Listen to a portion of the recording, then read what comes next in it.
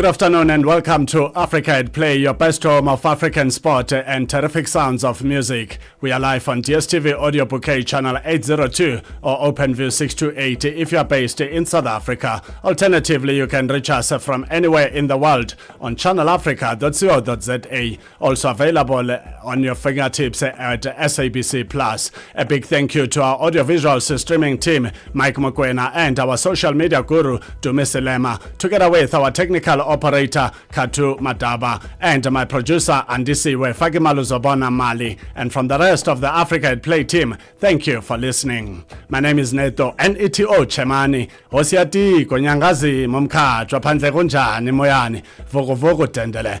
Africa at Play asdeleli siyashaya. What's coming up on Africa at Play? Let's find out.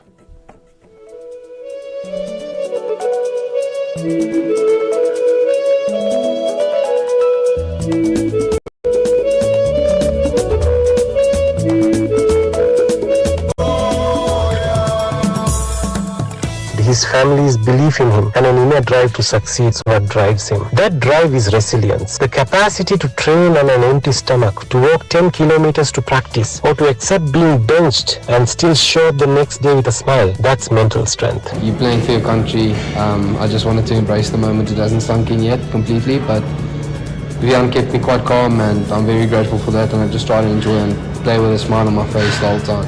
We'll always, of course, try to do our best. In the past, yes, we've had a lot of great races here. I think back then were also unexpected wins.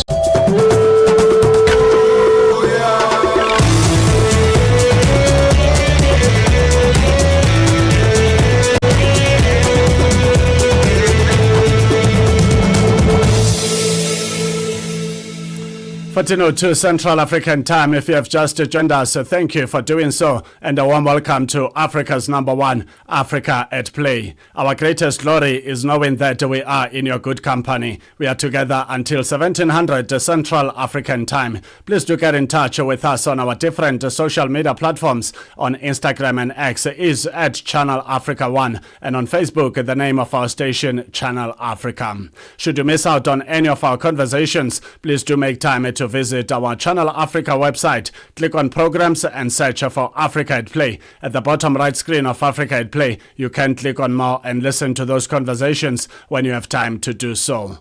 Let's now welcome to Africa at Play Lawrence Koller, who is an award-winning football journalist who got to witness a big occasion, the FIFA Club World Cup that's currently ongoing in the United States of America. It's just a pity 4 African teams had to be shown at the exit door during the group stages and couldn't make it to the round of 16. But hey, we're looking forward to that exciting conversation. Perhaps Koller can give us an insight of what is still missing in African football, because yes, talent we have, unique style of play we have, but hey, we're still not making it to the interesting stages of these international tournaments. But that does not wipe away the effort that we get to see. That shows that African football continues to be on the rise. Lawrence, a very good afternoon and a warm welcome to Africa at Play. Thanks for the invite, Neto. I appreciate being here, and good afternoon to the listeners as well. I'm sure we're going to have a very insightful chat.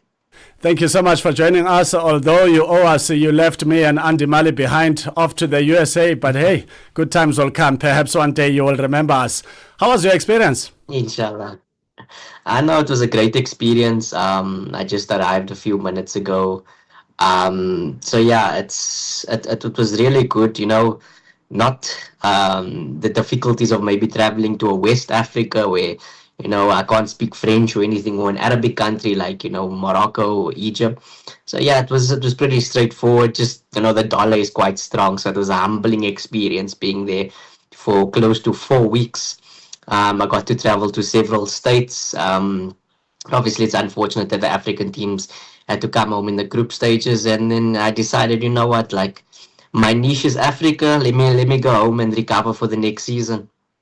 Let's hope for the best that in the next edition of the FIFA Club World Cup, Africa will do one better. How did this opportunity for you to go and witness this FIFA Club World Cup come about?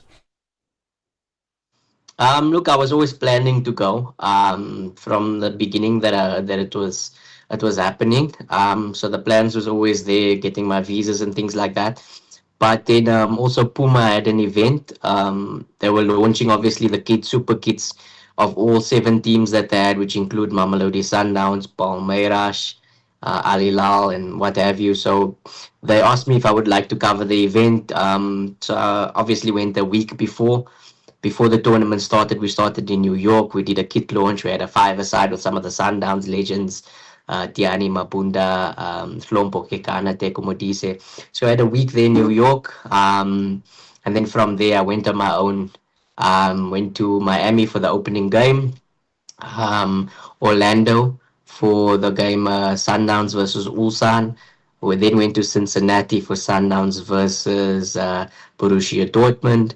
Back to Miami for the game against Fluminense at Hard Rock Stadium. And then also in between, I watched Inter Miami versus Palmeiras, which was a very good experience as well. So yeah, it was my second Club World Cup. I went a couple of years ago to the United Arab Emirates as well, when Pizza was still in charge of Al Ahly and he got a bronze medal there. So obviously it's a very different experience now with 32 teams. But yeah, it's I think it's a tournament that will grow from strength to strength in the future. It's very interesting. So obviously only in 4 years' time we'll have another one. Let's see if any South African teams are there, because obviously you need to win the Champions League or be very high ranked in the CAF rankings to be able to qualify for this tournament. If you have just joined us, we are talking to an award-winning football journalist, Lawrence Koller from South Africa, who got to witness the exciting edition of the FIFA Club World Cup that is currently underway in the United States of America. Lawrence, let's talk about African teams. What have you witnessed on the ground? What's still missing for African teams to do one better and perhaps make it to the round of 16? And once you are in the round of 16, anything is possible. You could get a winning penalty from a game that looks like a draw, and before you know it, you are in the quarterfinals. Your thoughts on Africa's run? I think it's just definitely experience, belief, and then obviously improving the level of the football in your respective countries.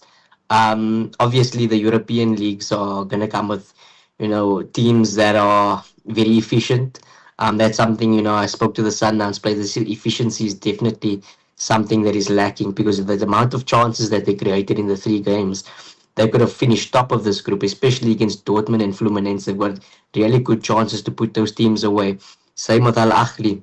In the opening game that I watched at Hard Rock Stadium in Inter Miami, they were the better team. They missed a penalty. They missed like 3 or 4 clear-cut chances to score. And if you don't put those away, the quality players are eventually going to come to the fore and they're going to hurt you. And if you look at Inter Miami, the players they have: Sergio Busquets, Lionel Messi, Jordi Alba, some Argentine internationals, Luis Suarez. These players might be over the hill, but they've got massive experience and know-how, and obviously when they get chances, they take those chances. So I think it's down to experience and just being clinical. In terms of Africa, I'm sure they'll look at themselves hard and say, you know what, perhaps we're not prepared well for this. In terms of, look at Wydad, Esperance, Al Ahly, they all have brand new coaches going into the tournament, a lot of new players, and that probably wasn't ideal going into the tournament. Then you look at the South American, well, more specifically the Brazilian teams, they come into the tournament midway through their season. So they had a different level of fitness, a different level of readiness when they came into this tournament, where, the African teams and perhaps the European teams coming from, different time zones, they're coming from different weather patterns. Like we came from winter to summer there, and then also different levels of fatigue. The players' minds are potentially on holiday already, so there's a lot to grapple with. And obviously, when the next Club World Cup will probably be between Morocco, Portugal, and Spain, because that's where the next World Cup will be. So it'll be very interesting to see the dynamic change, because there won't be much of a difference of the time zone and things like that. I think it will be more favorable for African clubs I think it's in 2029 or 2020. 2029. So yeah, it's a long way, but it was just a very interesting tournament to watch. It is 14:10 Central African Time. If you have just joined us, a very warm welcome to Africa at Play. We are in the middle of a football conversation reflecting or looking at the FIFA Club World Cup that is currently ongoing in the United States, where Lawrence Collar, an award-winning football journalist, got to experience this exciting edition of the 2025 FIFA Club World Cup. Lawrence, please do stay on the line. We take a short break. When we come back, our conversation continues with Lawrence Collar, an award-winning football journalist. This is Africa at Play. Are you fluent in French, Chinyanja, Portuguese, and Kiswahili? Are you passionate about radio? And are you looking to work in South Africa? Do you have papers that qualify you to work in South Africa? In that case, we might have an opportunity for you to work for Channel Africa. Send us your CV and demo at newsroom@channelafrica.co.za. Remember, if you don't hear from us within 14 days, it means you have not made it or you have not been selected. Channel Africa, the African perspective. Embrace our young voices this month. Channel Africa, celebrating Youth Month. Africa at Play, beautifully, happily marrying sports and music. 14:11 Central African Time. This is Africa at Play, your number one sports show on the African continent. We're talking to Lawrence Collar, an award-winning football journalist, talking all things African football with the major focus on the FIFA Club World Cup that is currently ongoing in the United States of America. Lawrence, thank you so much for staying on the line. Do you think the African continent, in terms of the difference between Africa and the rest of the world, having posed the question before the break about why are we not making it to the quarterfinals, the semifinals, and even the finals, could we still be suffering from the consequences of developing players late? Although, as it stands, I mean, in the last decade or two, we can talk a different story where we've seen other clubs developing players early, where we get to see teenage players getting contracts in the elite level of different leagues across Africa, which is good for the game, but we don't see it as much as we see it when it is with European counterparts that are playing the same game of football. Yeah, I just think the difference is obviously the level of the respective leagues. For example, the PSL is at a certain level, the Egyptian Premier League is at a certain level, the Brazilian Premier League is at a certain level. These levels are a bit higher than each other, and obviously you get the English Premier League, La Liga, Italian Serie A. So all these leagues have different levels of football, higher intensity, higher physicality. Perhaps, the only thing we can compare is the technical ability is similar. If Sundowns players have technical ability of the players that can play anywhere in the world, but what separates them from the PSL to the English Premier League is physicality, intensity. How long can they do high intensity sprints? How much they can press? How quickly their movements are? How quickly they pass? How they get out of pressing traps?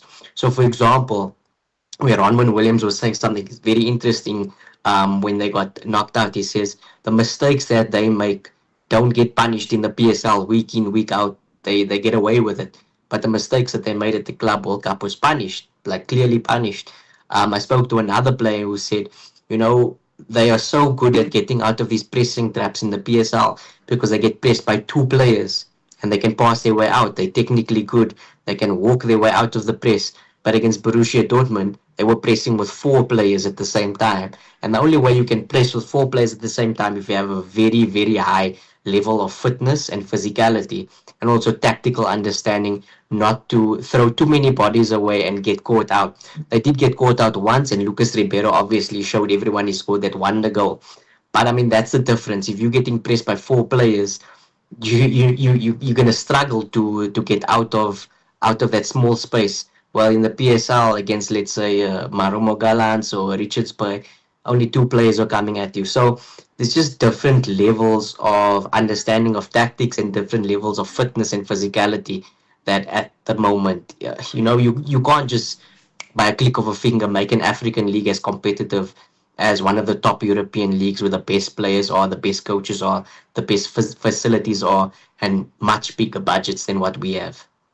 With the likes of Mamelodi Sundowns having given the German Bundesliga outfit Borussia Dortmund a run for their money, are we likely to see collapse for players like Ribeiro who didn't just score a wonder, but even here in the PSL, it's easy to highlight him as a player who can play anywhere in the world. Yeah, I think he's got the technical ability to walk into any team in the world. It's just about, you can't always just go from one level to Real Madrid, for example. These guys are signing players from, the elite levels of football. You know what I mean? In terms of call-ups, I think it's more plausible to see a Marcelo Allende get a call-up to Chile. I think it would be a step too far to expect a player from the PSL, get into the Brazilian national team. Unless, of course, he maybe goes to a team in Brazil, like, let's say, a Palmeiras, a Fluminense, or one of the teams that were competing there, because you do still see local players from the Brazilian Serie A get called up to the national team. And I don't think it's because of lack of quality, but I think of a lot of competition. Brazil export, let's say, thousands of players every transfer window. They've got so many players all over the world. So yeah, the competition is obviously very high, and you need to be either playing in the Brazilian top flight, in the South American Champions League, or at one of the huge teams or the huge leagues in Europe to get a call up to the Brazilian national team. I did ask Allende if he's hoping that his performances, catches the eye of Chile, and he's already played once for them, the senior national team, and he just said, look, he's done his job, and it's up to them if they want to include him into the next selection. So I think it might be interesting because he did really catch the eye there during the tournament. What do you think an experience of African football clubs at the FIFA Club World Cup will table in terms of opportunities for African football? Yeah, I just think it obviously puts the football on the map. They didn't get disgraced. Nobody, got fouled or anything like that. They were quite equal. They were quite, they challenged these teams. I think obviously, there'll be on a lot of databases now. People from all around the world, whether it's Asian or South American or European teams, will be following some of these players. I know that, Sundowns have been inundated of calls for, Lucas Ribeiro Costa from many clubs around the world. Players like Allende will obviously also catch a lot of attention. Tashreeq Matthews as well. And then, Esperance Al Ahly and Wydad also had some players that impressed, more especially somebody like Tembinkosi Loch. And I'm sure Wydad will try and keep him permanently after, some incredible performances against, Manchester City, Juventus, and even Al Ain. It was a pity that they came back empty-handed with no points. But himself and Mailula got themselves on the score sheet during the tournament, so they can be proud of that. Elias Mokwana also did himself justice with Esperance. So all in all, I think it was a very satisfactory, so to say, performance from South Africans at the tournament. Lawrence, different leagues across the African continent and globally are gearing up for the upcoming 2025-2026 football season. Any player movements that are interesting that you would like to share with us that you might be aware of? Look, I mean, it's quite a vast, Algerian league just finished now, the Moroccan and the Egyptian league. There's a lot of players that's moving up and down. Al Ahly have made some really good signings like Zizou, Trezeguet. We saw them in the Club World Cup. Sundowns obviously going to announce a couple of signings in the next few weeks. I can't obviously speak about that now before I put it out there for my own publications. And obviously Chiefs and Pirates are going now on pre-season. Pirates announced like eight signings with Mbule. That was a very interesting one. They've also signed a player from Joliba, a Mali midfielder, Mariko. He's about to be announced in the next few days. And Kaniso Shinga signed for Kaizer Chiefs, a new left back from Alverca in Portugal. And Flavio Silva, there's a new striker for Chiefs as well. They both arrived 24 hours ago in the country, so they'll be announced soon. So yeah, it's obviously a lot of players coming in and players going out at the clubs in the PSL. Too much to speak about right now, but I think it's going to be a very interesting season. But I don't think there'll be any surprises of who will be the league champions again next season in South Africa. As you can see, guys, the Mamelodi Sundowns are challenging at the highest level. They're playing well, so it's going to be a long time before domestic rivals catch up to their level. We are talking to Lawrence Koller, an award-winning football journalist from South Africa who got to experience the FIFA Club World Cup in the United States of America. Lawrence, before I let you go, who do you think will win the ongoing FIFA Club World Cup?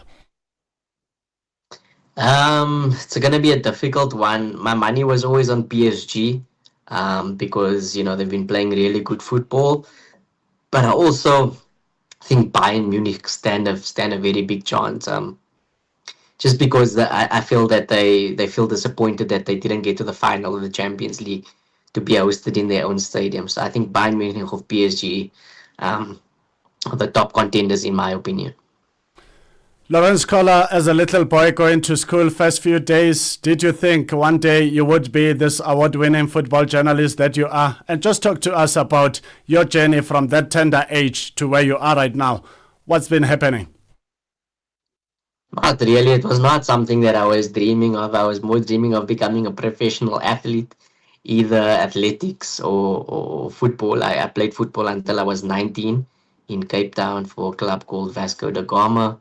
Eventually, I thought, you know what, maybe I should try something else. I went to go study journalism, and I haven't been out of this profession since. So yeah, it's been a very interesting journey from Cape Town, obviously moving to Johannesburg to cover the big Gauteng clubs, and that's obviously catapulted my career from being, just a journalist, working behind the scenes, working for companies. I had a stint at Kiko for about 4 years, and then joined the Disky Times, where it obviously allowed me to flourish in a personal capacity, growing my own personal brand with him as well. So yeah, it's been more than 10 years now of grinding, covering local and African football. And it's obviously starting to take off after years of hard work, dedication, and, setting clear goals and ambitions. So I think maybe 5-6 years ago, I told myself I want to travel the world and I want to cover African football extensively. And I've worked really hard day by day, waking up 5 o'clock every morning, going to sleep at the early hours of the morning, just to chase these goals and ambitions. And it's been very, very, very difficult, but also rewarding at the same time. Incredible conversation indeed with Lawrence Koller, an award-winning football journalist from South Africa from the mother city in Cape Town, but currently based in the city of Gold in Johannesburg. Lawrence, thank you so much for the awesome conversation. Have an awesome afternoon further. Thank you for inviting me.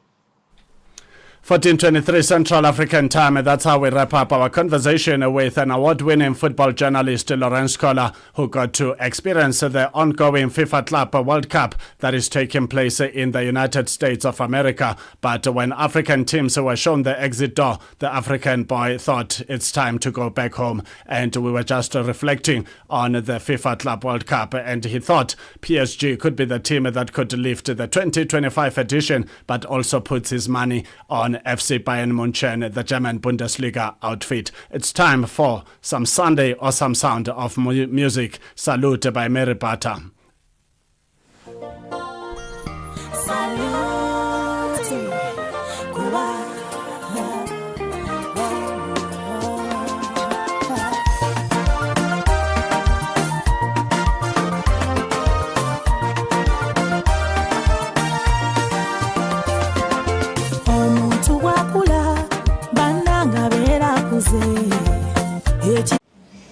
During this Africa Month. And we paid attention to the fact that we've got a very good opportunity to place on the global agenda various matters of concern to us because of this situation with regard to the G20. President Becky, you have helped us move from the general to the specific. When we talk about African solutions for African problems, what does that mean? It has become a saying that we're saying daily. Everyone is saying this statement. What exact actions do we have to do as private sector, as government, even as NGOs? So thank you so much. It is important and critical that when government puts together policies and frameworks on business that it involves business itself. Business policies cannot be drafted and be expected to be implemented by business without business not having been involved. And because of that, we, the Tanzanian business community, decided that we are going to rally the whole continent. I think if we took that resolution, I'm moving it as a resolution. And John Ambassador Mbongwe said he's going to second me during this Africa Month. And we paid attention to the fact that we've got a very good opportunity to place on the global agenda various matters of concern to us because of this situation with regard to the G20. President Becky, you have helped us move from the general to the specific. When we talk about Africa's solutions for African problems, what does that mean? It has become a saying that we are saying daily. Everyone is saying this statement. What exact actions do we have to do as private sector, as government, even as NGOs? So thank you so much. It is important and critical that when government puts together policies and frameworks on business, that it involves business itself. Business policies cannot be drafted and be expected to be implemented by business without business not having been involved. And because of that, we, the Tanzanian business community, decided that we are going to rally the whole continent. I think if we took that resolution, I'm moving it as a resolution. And John Ambassador Mbongwe said he's going to second me during this Africa Month. And we paid attention to the fact that we've got a very good opportunity to place on the global agenda various matters of concern to us because of this situation with regard to the G20. President Becky, you have helped us move from the general to the specific. When we talk about Africa's solutions for African problems, what does that mean? It has become a saying that we are saying daily. Everyone is saying this statement. What exact actions do we have to do as private sector, as government, even as NGOs? So thank you so much. It is important and critical that when government puts together policies and frameworks on business, that it involves business itself. Business policies cannot be drafted and be expected to be implemented by business without business not having been involved. And because of that, we, the Tanzanian business community, decided that we are going to rally the whole continent. I think if we took that resolution, I'm moving it as a resolution. And John Ambassador Mbongwe said he's going to second me during this Africa Month.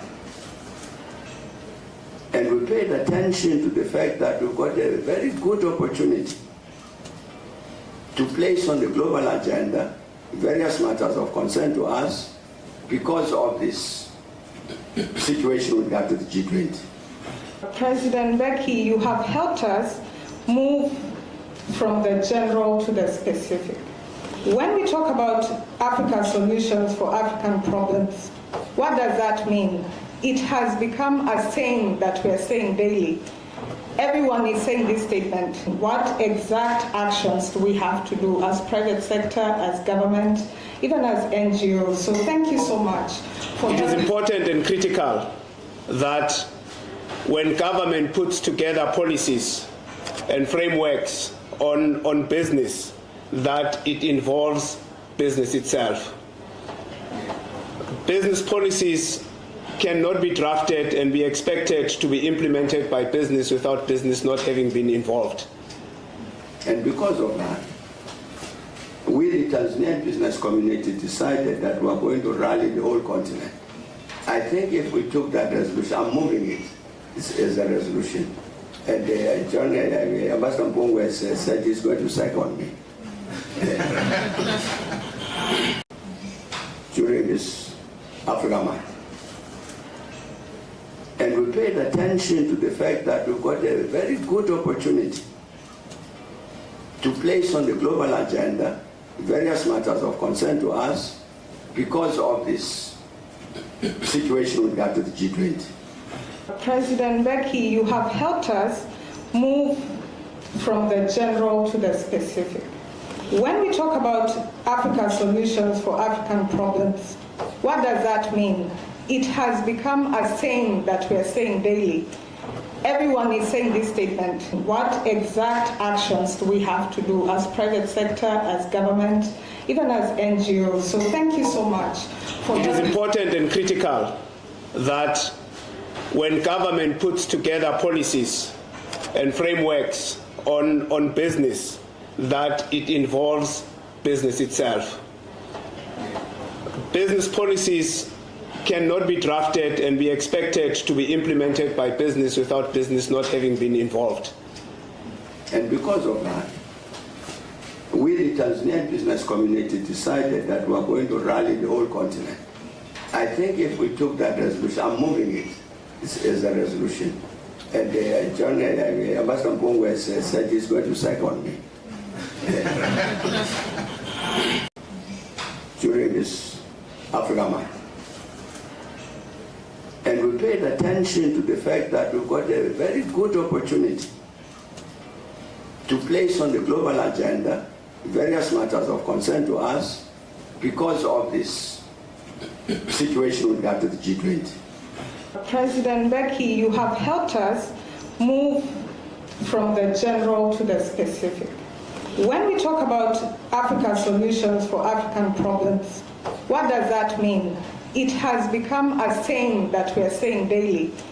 Everyone is saying this statement. What exact actions do we have to do as private sector, as government, even as NGOs? So thank you so much. A song by Mposibina, inspired by the late Brenda Fassie, who used to sing the exact same song, Too Late for Mama. Great artist indeed. Thank you so much. If you have just joined us, this is Africa at Play, as we welcome our correspondent from East Africa in Kampala, Uganda, Sempoza. Sempoza, a very good afternoon and a warm welcome to Africa at Play. Good afternoon, sir. NETO Neto Chemane, and thank you so much for having me on the show. Thank you so much for joining us, Sempoza. The clock is ticking towards the highly anticipated CHAN tournament that will be taking place in East Africa, to be co-hosted by Uganda, Tanzania, and Kenya. So far, how's it going with preparations? Well, the preparations are fantastically moving on. This week, CAF released the fixtures for the different groups. Of course, us who are in Uganda, we are most interested in the group where there is Uganda, Algeria, South Africa, and Guinea. The fixture is out. The opening game will be between Uganda and Algeria, and that is at the Mandela National Stadium here in Kampala. Of course, and then Uganda will play Guinea again in the second game, and then they will play South Africa in the last game. Of course, everyone's hope here in Kampala is that the team, for the first time, will be able to qualify from the group stages and play in the knockout stages. You see, Uganda has participated in all the CHAN championships, all the CHAN championship finals. They have always qualified, but Uganda has never qualified, made it from the group stage. And this is a very big problem. And everyone's hope is that now, since the tournament is in Kampala, probably the team will be able to qualify from the group and then probably play the knockout stages. The senior national team, the Cranes, have, of course, in 1978, in the 1978 Africa Cup of Nations, they played in the finals of the championship. They lost to Ghana in the final game by 2 goals to nil. At least there's that history.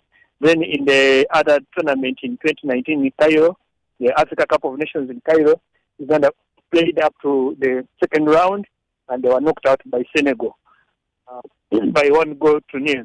So the other team is doing well, but this local-based Crane is still fighting a jinx of failing to qualify from the group stages. Otherwise, the team is training well in Kampala. Of course, the players are all in camp. This is not like the other team where we always expect players to arrive in from abroad. This team is being handled by 2 local coaches.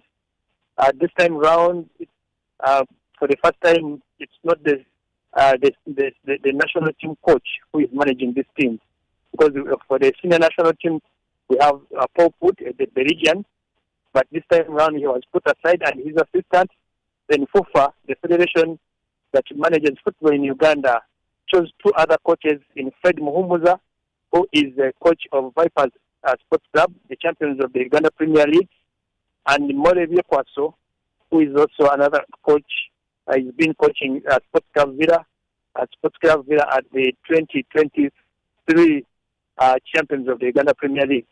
So these 2 local coaches are the ones handling the team, but Paul Put will be in charge. Is going to be a supervisor. The supervisor on the technical team, but as a supervisor. And as we speak today, is not yet back in the country. He went for holiday in Belgium. Probably he will be coming back a few days to the tournament. So that is what is happening right now as far as Chan is concerned. The national stadium, the Mandela National Stadium, is ready for the championship. And most of the things have been fixed. We are only waiting for the championship to end. And then I think the constructors will come back to the stadium to roof the stadium, because now they want to roof it the way you see Wembley. They want to put a cover on top so that even when it is raining, the players are not affected on the pitch. So that is what Bisuma, the company that was given the contract to upgrade the stadium, is waiting for. And immediately after Chan, they'll be coming back to roof the stadium. So by the time we have the Africa Cup of Nations 2027, the Mandela National Stadium in Kampala will be fully roofed. And when it rains, even if it rains, the match will continue normally. There will be no disturbances because of bad weather or good weather. So technically, everything is okay. We are only waiting to see when the tournament kicks off. Because of course the tournament kicks off on 2nd August in Dar es Salaam, and the hosts Tanzania playing the opening game.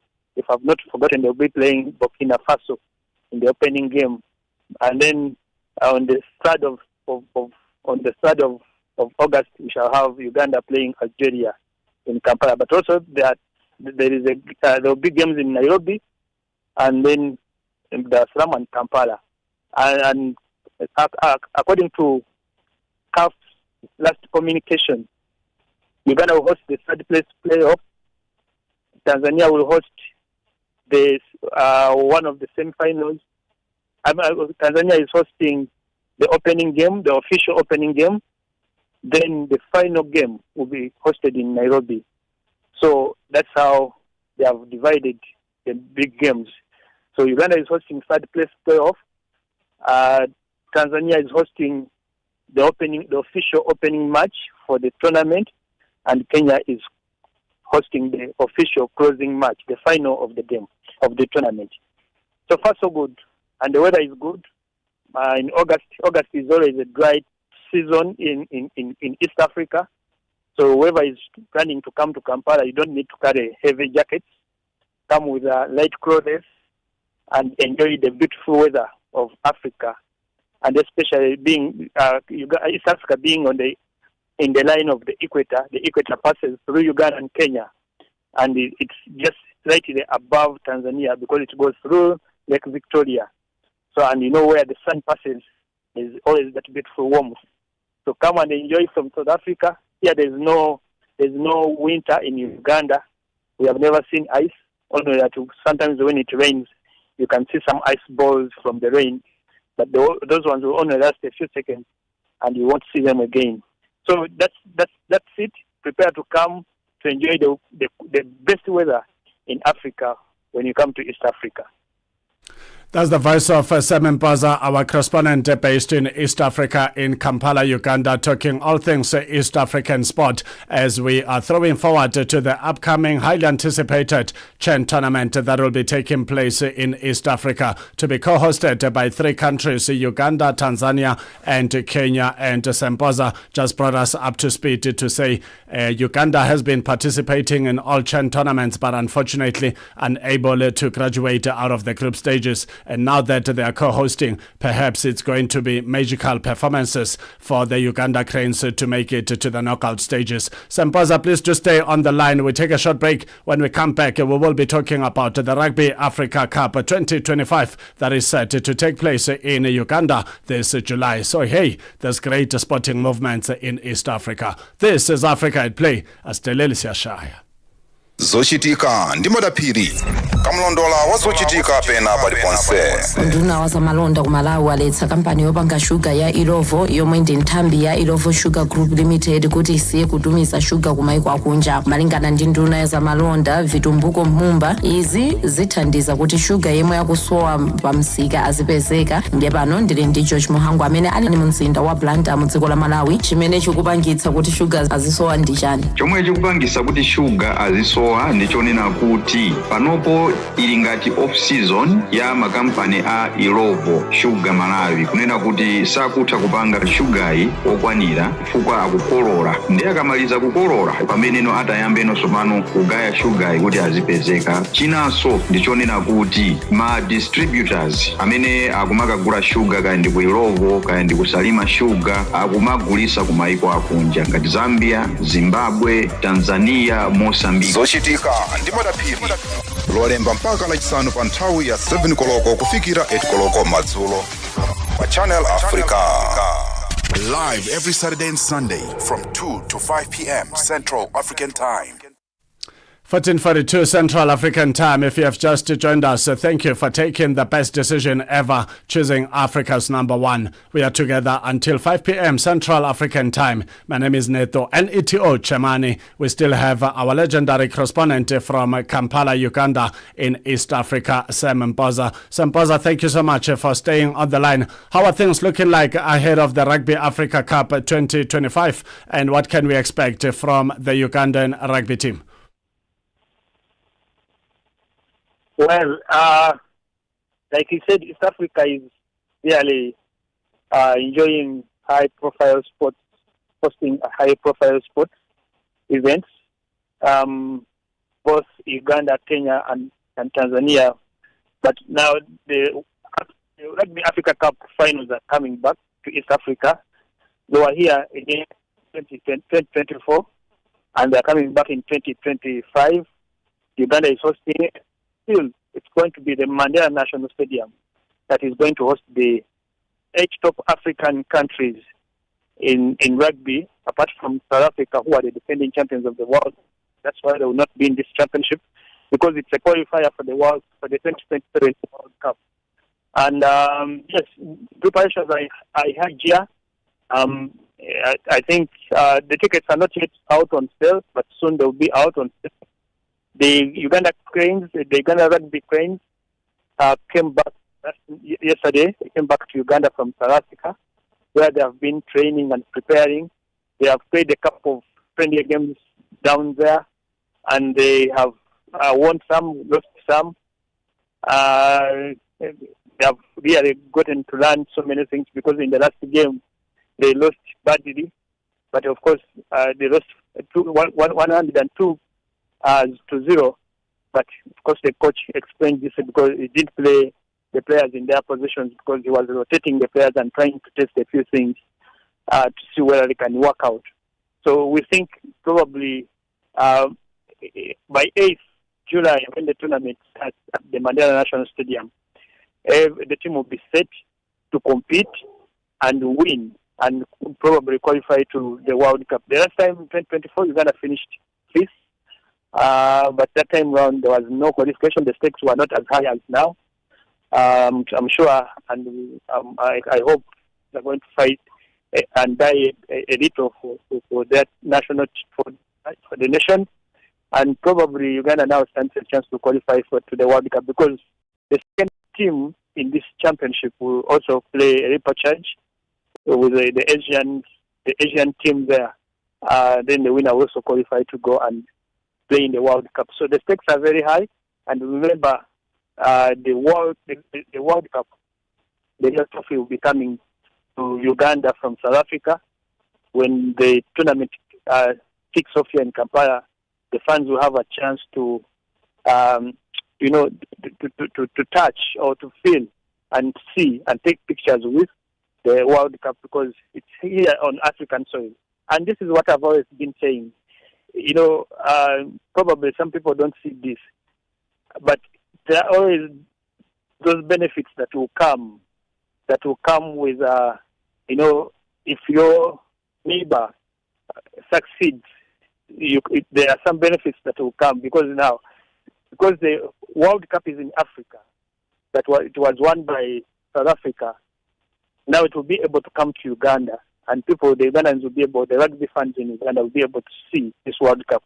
And the fans who are going to travel from Kenya, the fans who travel from Namibia, Zimbabwe, Ivory Coast, Tunisia, Morocco, because these are the teams that are going to compete in this championship, will have a chance to probably come near the World Cup.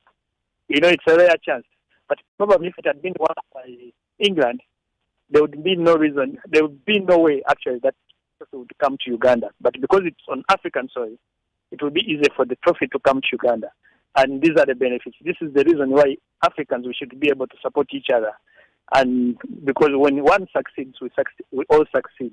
We should be using this Neto article, I think it's Article 9, where they say when an attack on one is an attack on all of us. So even us in Africa, it should be like that. An attack on one African country is an attack on all of us. A success for one African country is success for all of us, because this is manifested in this issue I'm talking about of the World Cup being on African soil now to come to Uganda for the first time. So who knew it, that one day the Rugby World Cup trophy will be in Uganda? We have not won it as Uganda, but because Africa won it, it will be in Uganda for the first time. So those are the benefits, and everything is set. The venues are set, and the only what we are waiting for are the teams to start arriving. At least by 6, the teams will be arriving in Kampala for the big do. 14:48 Central African Time. We are wrapping up a conversation with Sam Mpoza, our correspondent based in Kampala, Uganda, in East Africa. Sam Mpoza, your thoughts on the FIFA Club World Cup that's currently ongoing, although 4 African teams have all been shown the exit door during the group stages, and not a single outfit from Africa could make it to the round of 16? Well, like I discussed the other time, we have not won it. Probably all the teams were knocked out in the group stages. My kudos still to Mamelodi Sundowns. I think they were the best performing team in this championship, because you see, even in the game they lost, they drew 0-0. They had chances of winning it. Probably luck was not on their side, and I'm sure if they had won that game, they were going to make it to the knockout stage. So good. It's so good to go and get yourself against the big ones, and you see and you get your level. The players got the exposure they needed. They will not be the same. I'm very sure the players who have played in that tournament, when they come back to their local leagues in Africa, they will not be the same, because they have competed with the teams that probably they admire to go and play for. They have had a chance to talk to those players professionally. They benefit, because if you share and exchange knowledge with someone who is better than you, who you admire, your idols, or you share with your idol, I'm sure you never become the same person, because you ask them questions of how they got there, how they do it to become that good. And then when you come back, it's now up to you to work on yourself and probably become like them. A rare chance that probably those players that you didn't compete in that championship will not have or did not get. So kudos to the teams that performed, competed in the championship, and I'm sure African football benefited a lot. I'm looking forward to probably one Ughandan club meeting one of those 4 teams that were in the Club World Cup and see what they also learn from them. Simon Boza, our correspondent based in East Africa in Kampala, Uganda, talking to us about sporting, the latest in the world of sport in East Africa. Boza, always a great pleasure talking to you on Africa at Play. Have a great afternoon further. Thank you so much, my brother Neto Chemane, and have a good evening. 14:51 Central African Time. Thank you to Simon Boza, our correspondent from East Africa, saying that those African players that took part in the ongoing FIFA Club World Cup will never be the same because of the incredible experience that they got to be part of participating in the Club World Cup. Unfortunately, it wasn't to be for the 4 African clubs, that is Esperance de Tunis from Tunisia, Wydad Casablanca from Morocco, and including Al Ahly of Egypt and South Africa's Mamelodi Sundowns. And all these 4 teams are the giants in African football. And we say big ups to African football, with hope that 4 years later it's going to be a different story, where we could be talking about some of the African outfits making it to the round of 16, the quarterfinals and the semi-finals. And once you are there, anything is possible, perhaps even the final, because this is football. We take a short break. When we come back, we're crossing over to Lusaka, Zambia for Namuchana to bring us up to speed with regards to today's topic. Je, una jambo lolote akilini mwako? Je, una shauku kuhusu masuala muhimu? Na je, una maoni ambayo unataka yasikike? Kweli, hili jukwaa ni la kwako. Piga simu au tuandikie kwenda WhatsApp namba alama ya kujumulisha 2760552594 na tutakupigia simu. Mtangazaji wa habari zetu za Afrika Kusini mjini Johannesburg. Hivyo unaweza kuwa mshirika kwenye matangazo yetu. Sio mazungumzo tu, ni fursa yako ya kuchangia maoni yako na kushirikiana na jumuiya ya wasikilizaji wanaotamani mtazamo wako. Tufuate kwenye mitandao ya kijamii. Tembelea tovuti yetu www.channelafrica.co.za na uwe tayari kushiriki na kuchangia maoni yako kwenye Channel Africa. Channel Africa, mtazamo wa Kiafrika. Love music, love culture, love life. Then you will love Channel Africa. 180 minutes on the world of sports and music. That's Africa at Play with Neto Chemane on Channel Africa from an African perspective.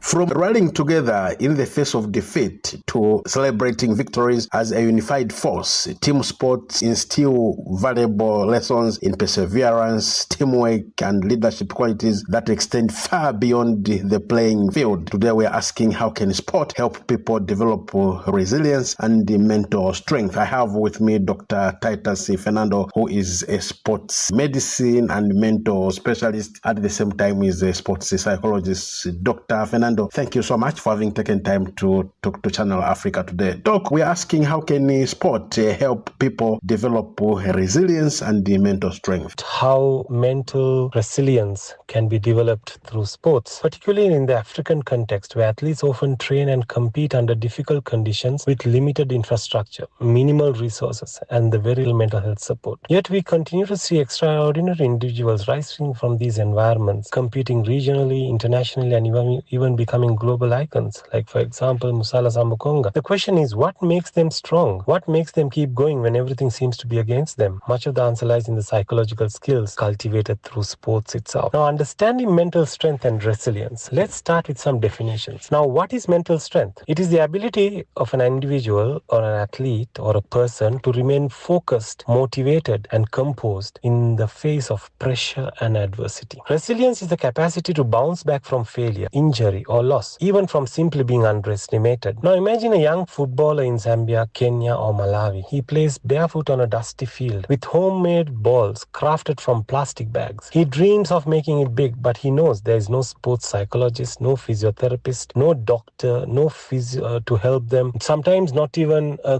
proper coach for that matter. Forget about advanced nutritional support. Just for his love for the game is what carries him forward. His family's belief in him and an inner drive to succeed is what drives him. That drive is resilience. The capacity to train on an empty stomach, to walk 10 kilometers to practice, or to accept being benched and still show up the next day with a smile. That's mental strength. In my work, I see the absence of resources often becomes the very fire that forges resilience. These athletes are mentally stronger not despite their hardships, but because of how they have had to overcome them. So what lessons can we learn from team sports? Team sports are especially powerful when it comes to shaping psychological strength. When you're part of a team, whether it's a football squad or in a rural district, a netball team, you will learn to cooperate with people from different backgrounds, communicate in high-stress situations, share success, and take responsibility for failure. In a low-income setting like that of ours, teamwork becomes even more vital. I've worked with netball teams in Zambia where players have to,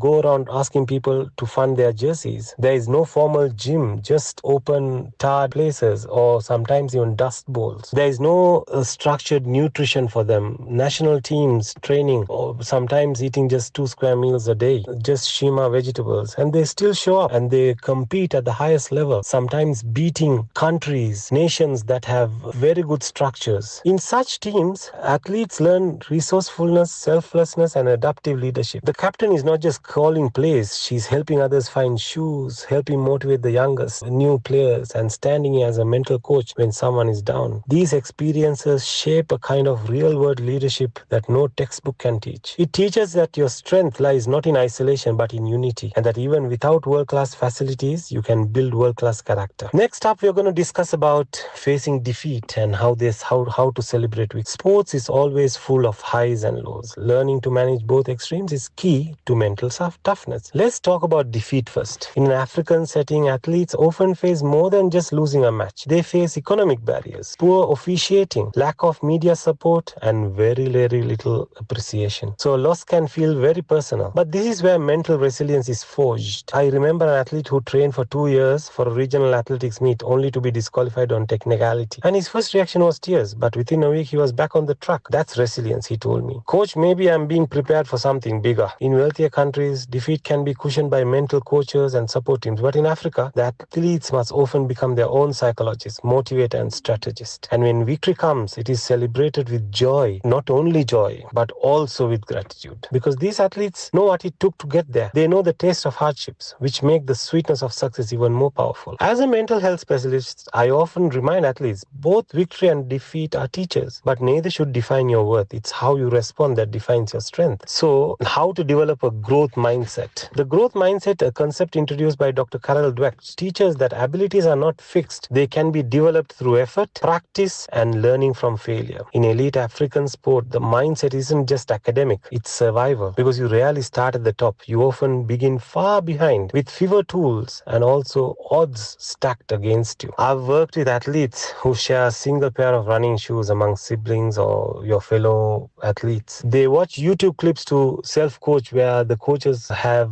exhausted their limit and they officially have no trainer. They get knocked out of tournaments not due to the lack of talent but because they couldn't afford to travel. Yet they persist. That's a growth mindset in action. I may not have the best equipment, but I can be the best prepared. I failed this time, but I'm learning. My situation does not determine my tomorrow. I've had instances where teams have been defeated even before they get onto the pitch. I've had the privilege to travel with teams from Zambia, hockey teams, netball teams, sometimes even football teams. You look at the athletes, you look at their attire, you look at their shoes, and even before a single ball is played, already athletes are defeated. Opening ceremony, you find countries wearing the same uniform, all shining in their new suits. Their equipment is the latest equipment. Meanwhile, the equipment that we have sometimes do not even pass because, for example, in hockey, they are actually hazardous to the turf because they are damaged, worn out. And we've had situations where we had to beg from officials or other teams to lend their hockey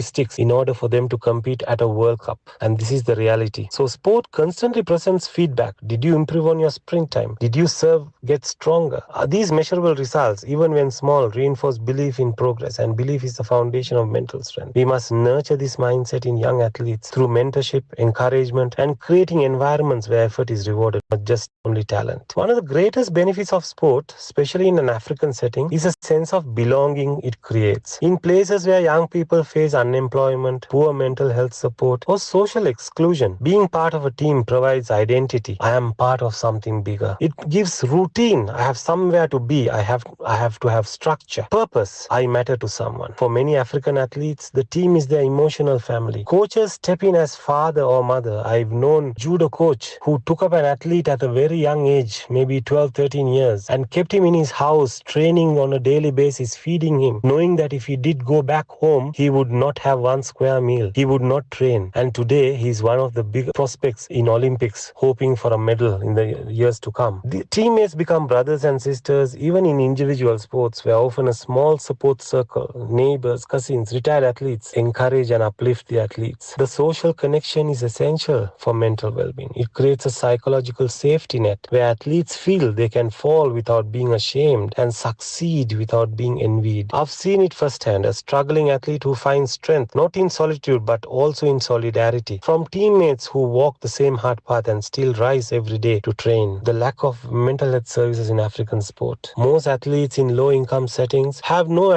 sports therapists or sports psychologists. Forget about psychologists. They do not even have access to proper meals, and they are discouraged from speaking about anxiety or depression because talking about it makes them look weak. They feel that that is a sign of weakness. We must change this because even the strongest athlete can crumble under pressure without proper emotional support. Coaches, federations, government must start investing in mental health education, awareness, and access for athletes. It doesn't need to be expensive. It just needs to be intentional. Sport is more than competition. It is a school of life. And in Africa, where athletes often rise from the most humble circumstances, the power of sport to build resilience is even more profound. It teaches how to fall and rise again, how to lead and follow, how to dream when the world says you shouldn't. As a mental health specialist, I believe the next generation of African champions will not just be the fastest or the strongest, but the most mentally resilient, because they've already overcome so much before they even stepped onto the field. Let's continue to support, uplift, and empower them, not just with medals, but also with the tools for lifelong strength. Because mental health, once they gain it in their sport, you're not only building a strong athlete, you're building a strong citizen that is going out there to conquer the world. Dr. Fernando, thank you so much for having taken time to talk to Channel Africa. Thank you. That was Dr. Titus Fernando, who is the sports medicine specialist, talking to us. And today we were looking on how sports can help people develop resilience and mental strength. For Channel Africa Sports, I'm Chana from Zambia. Oja daddy, alaka ibile. Oxlade. If I give you love and I don't get money, and if my friends call you, girl, just. And that voice is Channel Africa. It keeps you in motion, speaking, singing, questioning, rising. Wake up with Rise and Shine 6 till 9. Peter and Asanda as they bring you breaking news, sharp analysis, and the voices that shape the day. At mid-morning, we get on the move with Palisa and Benjamin, digging into the African lifestyle, people, and the things that make Africa smile. 12 till 1, Africa Update with Lulu Kabu, getting in-depth, powerful stories, and the perspective you won't hear anywhere else. The Upside, 1 till 4, live and real, with Tepu Kholikweleni and Nompumelelo Ngubeni. Tame Ngubeni talks money, Africa in business, 4 till 5 p.m., 5 till 6. We put on a little bit more color. Vue d'Afrique with Joel Moteba. We go to East and Central Africa and find Darubinia Africa with I Am Shakif. Madapiri gives us some life. Zochi Tika, 7 till 8 p.m. Mariamo Kumalo comes in 8 till 9. We get some useful knowledge. Kalodiscopia. 9 till 10, we take a look in Africa and beyond. Africa World Hour with Sipiso Makwetla. And we close it up with some love. The Hotlines with Shailen Kumana. 10 till 12 p.m. on Channel Africa. Across borders, across time zones, on air, online. This is Channel Africa. Africa has a voice, and that voice is Channel Africa. It keeps you in motion, speaking, singing, questioning, rising. Wake up with Rise and Shine 6 till 9. Peter and Asanda as they bring you breaking news, sharp analysis, and the voices that shape the day. At mid-morning, we get on the move with Palisa and Benjamin, digging into the African lifestyle, people, and the things that make Africa smile. 12 till 1, Africa Update with Lulu Kabu, getting in-depth, powerful stories, and the perspective you won't hear anywhere else. The Upside, 1 till 4, live and real, with Tepuho Likweleni and Nompumelelo Ngubeni. Tame Ngubeni talks money, Africa in business, 4 till 5 p.m., 5 till 6. We put on a little bit more color. Vue d'Afrique with Joel Moteba. We go to East and Central Africa and find Darubinia Africa with I Am Shakif. Madapiri gives us some life. Zochi Tika, 7 till 8 p.m. Maria Mokumalo comes in 8 till 9. We get some useful knowledge. Kalodiscopia. 9 till 10. If you have just joined us, a very warm welcome to Africa at Play, the continent's best sport and music destination. That was a song by Rimelekun Abdulkhalid Safaru, known by his stage name Reminisce, and the song is titled Why, featuring Oxlade. If you have missed out on any of our conversations, worry not, please do visit our Channel Africa website, click on programs and search for Africa at Play. At the bottom right screen of Africa at Play, you can be able to access those conversations, and by all means you can listen to them when you have time to do so. Please do get in touch with us on our different social media platforms. On Instagram and X is at Channel Africa 1, and on Facebook it is the name of our station, Channel Africa. We now welcome to Africa at Play our teenagers in sport, netball players from Noordwijk Secondary School, and we will be talking to the captain of the site, Molatelo Mateta, together with Victoria Mpala, also known as Vicky. Let's start by welcoming the captain to the conversation. Molatelo, a very good afternoon and a warm welcome to Africa at Play.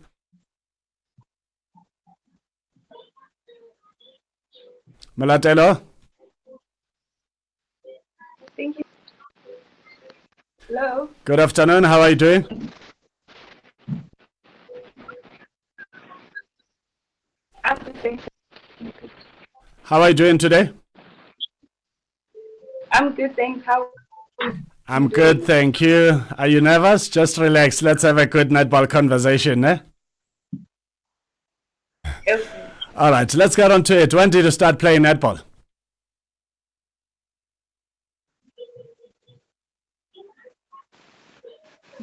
Molatelo, when did you start playing netball?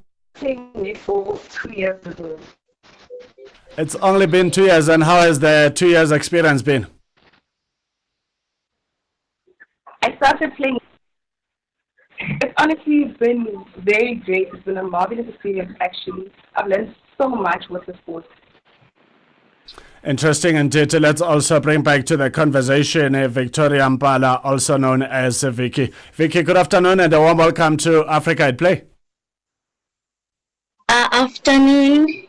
How are you doing? I'm good, and yourself, sir? I'm doing good, thank you. Talk to us about your interest in netball. How did it come about? My interest in netball, I was inspired by my friends. I used to see them play in the court, and them playing really inspired me. So that brought interest to me. When last did you play a netball match? About 3 weeks ago. And how did it go? It was okay. It was challenging. Yeah. Talk to us about your other teammates. What kind of teammates are you playing alongside? My teammates, I'm playing alongside Lati, Masejo, Ayanda, Pisetso, Mokgethwa, Boitumelo, Mulatelo. Yeah, I'm not sure if I forgot, but yeah, they're actually wonderful people who motivate you and people who have faith. Interesting indeed. We are talking to two netball players from Noordwijk Secondary School who love the sport of netball as we try to get to know more about their journey of the sport of netball and other interests in life. Let's also bring back our guest, that is Molatelo Mateta, to the conversation. Molatelo, talk to us about your coach. What kind of a coach is she?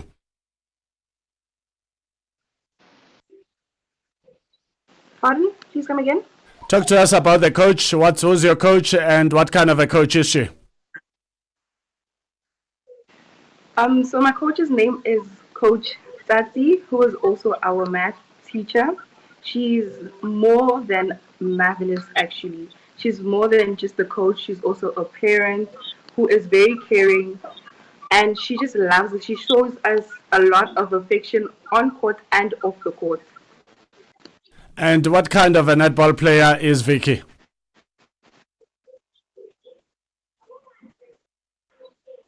Molatelo? What kind of a netball player is Vicky? She's a very good player. She's one who, yes. Vicky is a player who's really eager to learn. She's one person that never stops learning, and she's always wanting the best. She's always rooting for the best, and she's one person that's always learning. If you have just joined us, this is our Teenager in Sport conversation with the two netball players from Noordwijk Secondary School. We are talking to the captain of the side, Molatelo Mateta, together with Victoria Vicky Mpala. And we are now going back to find out from Vicky. Vicky, talk to us about Molatelo. What kind of a player is she? Molatelo is a very good player. She's one of the players I look up to. She is really patient, and she, whenever you need help, she's always there to help.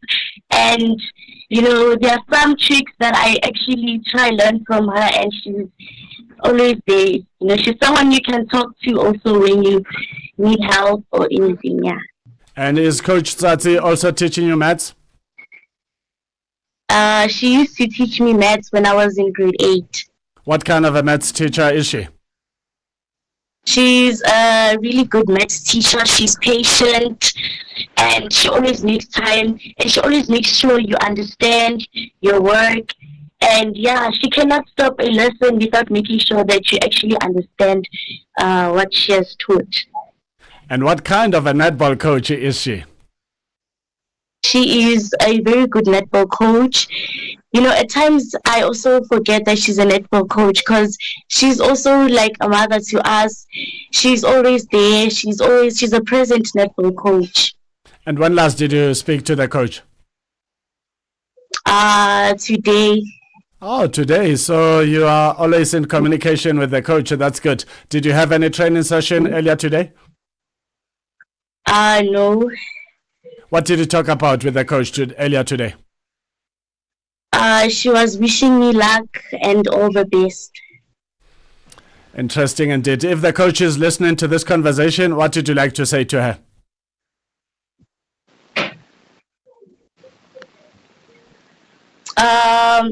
I'd like to say thank you, Ma'am Tsatsi, for being there with us. Thank you so much for giving me a chance, for seeing me, and yeah, I really appreciate you as a coach. She has been there with us. Coach Tsatsi, a very good afternoon and a warm welcome to Africa at Play. Good afternoon. Thank you so much for the invite. Thank you so much. Thank you so much for joining us. Your girls sound very happy under your care as a netball coach, but also as a good maths teacher. They are saying all the awesome things. I don't know if it's because they are on radio or you really are one of the best out there. But thank you so much for sharing this special moment with our special guests, our teenagers in sport. What kind of netball players are we talking about when we talk about Vicky and Molatelo? Wow. First of all, I would like to appreciate this. And, as I'm sitting here listening to them, I'm sitting like, wow. Is this how these girls see Mem Tati? I feel privileged. Sort of like I'm shocked. Yes, I know I've taught maths, and even Mulatelo, I'm still teaching maths. Mulatelo maths lit in grade 11. Victoria, I taught, yes, in grade 8. And yeah, to hear them saying this, as a coach, as a teacher, you are taken aback of like, oh wow, is this really what I'm doing to these girls? Yes, it's an honor to hear them saying that. It's an honor. Victoria, when Victoria, wow, we tried being in a class teaching a maths with netball as well. First, it was like a therapy. Like we have to get Victoria fit, because I know she had a problem with breathing, asthma, and all that. So first, it was like a therapy, and to see her growing into netball and growing into being so confident, yes, it's amazing. And now with Molatelo as well. Yes, go for it, coach. Yes, sorry. With Molatelo as well, to see Molatelo has grown so much, and she's the captain of the team. She was even involved in netball beginning of the year. Since January, she's been in netball. So as they're saying, I talk to them. Every time I talk to them, I check with them. Are they good? Are they running? So yes, it's true. I talk to these girls every day. And when I remember, I give them a call and I check on how they're doing. Interesting indeed. If you have just joined us, we are having our Teenager in Sport conversation with the two netball players from Noordwijk Secondary School, together with their surprise coach. They never knew the coach was going to be part of this conversation, and the coach is also nicknamed Motswadi, and now you understand why they speak so highly of her. Motswadi, to those that might not understand this language called Setswana, Motswadi stands for a parent. Coach, talk to us about this nickname, Motswadi. How did it come about? Motswadi, it's a word that comes a long way. It's not only on the girls, on the colleagues. It's a sign of showing respect to all, male and female. So when you say Motswadi, you mean it's a parent. And even with the parents as well, I call everybody Motswadi, and as a return, everybody calls me Motswadi, because I think I'm the one who's saying it more often. And then I see the parents and the colleagues as parents. Now, the learners as well. I also, everybody, when I go out, it's Motswadi to all the learners as well. I'm like, wow, okay, it looks like this stays.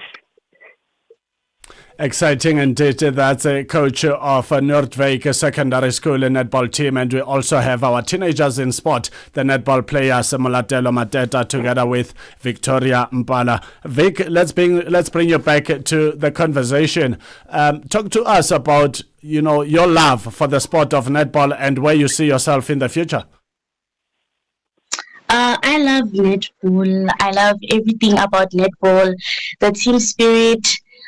Slow pace action, fast pace action, the skill, the strategy, especially the team spirit, because team spirit it helps us bond together very well, and it also has a sense of belonging. And where I see myself in the future, I see myself playing for the highest level, maybe even my country. But in order for me to do that, I need to keep improving in my skills, learning from my coaches and my teammates. And maybe, hopefully, one day I'll play for one of the professional teams. And I want also young kids to look up to me, just like how I look up to my models, my role models. Exciting indeed. Let's also get back, Molatelo, to the conversation. Molatelo, the Netball World Cup 2023 edition took place in South Africa, the first ever on African soil. Did you get to witness some of the action in that World Cup where South Africa was hosting, and we've seen the Spa Proteas doing their best on court? Unfortunately, it wasn't to be as they finished 6th overall. Yes, I did. The experience was very lovely, and what the Proteas brought was very exceptional. And what they did, mainly because it was on home ground, the support and everything was honestly just impeccable, because they played very tough matches against other countries, but were still able to fight until the last matches. If you're not playing netball, what do you get up to? Athletics. Athletics. Talk to us about athletics. Which discipline are you involved in? I usually major in discus. And what do you like so much about discus? Discus needs a lot of strength, firstly, and a lot of discipline, because any wrong move and somebody could get hurt. So discus needs a lot of patience, it needs a lot of strength, meaning that you need personally to train every day. Even without your coaches around, you need to be determined, firstly, and you need to train by yourself. So meaning that in order for you to get good results, you need to train by yourself so you can get the results that you need and the results that you want. We've got Motswadi on the line. Molatelo, what would you like to say to Coach Tsatsi? I'd like to say thank you so much for being more than just a coach, but being a teacher and mostly a parent. You have honestly inspired us in many ways. The motivation that you give us, even when things are not going right, honestly helps, and honestly your influence in our lives has been so huge. And we'd like to thank you so much for that. Vic, what would you like to say to the coach?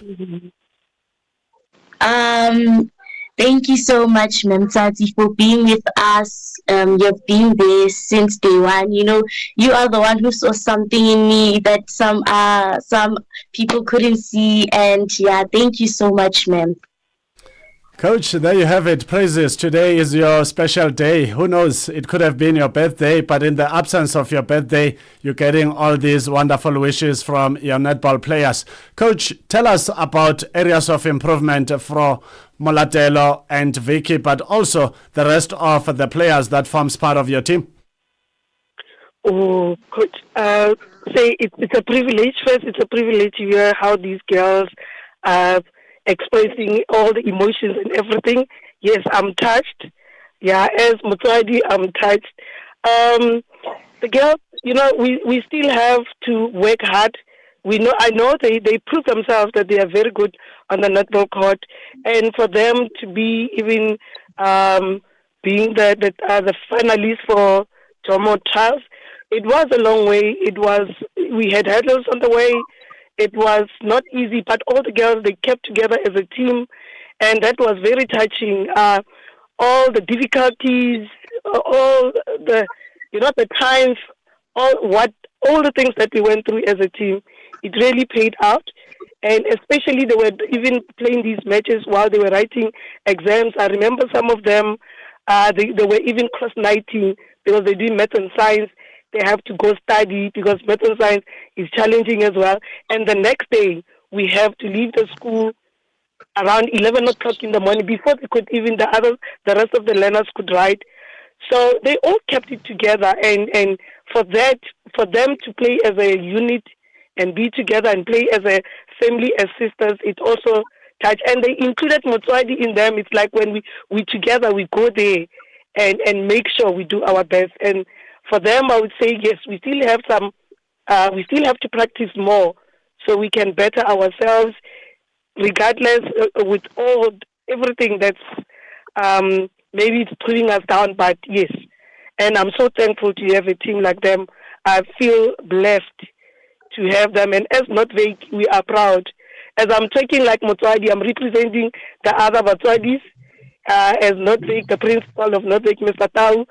So and the rest of the school, the teachers, we are so grateful for what these girls did for the school and for themselves so far. And Coach, are you getting the necessary support that you need from the entire school? Because I know sometimes when someone has been employed as a principal, they could easily focus on academics and forget that there's extramural activities like sport, and those that cares about sport needs to be given the necessary support, because you don't want a scenario where Motswadi ends up giving up because thinking, I'm not getting the necessary support that I need, because charity begins at home. Before you can draw attention of the outsiders, you deserve that support internally from Noordwijk School. Fortunately for us, we have a principal who loves sports. Our principal, Mr. Tau, loves sports. He tries his best, yes, for curricula, yeah. He tries to balance both, and the support that he gets, like when we need the transport and all that, he gives us a tremendous support. And yeah, and even with the girls, when he gets the time, he gives them wishes. On the day they had, they even want to go for this, for the Jomo trials as well. The girls were in the staff room. We shook their hands and all that. You know, give them a strong way of saying thank you and keep on working.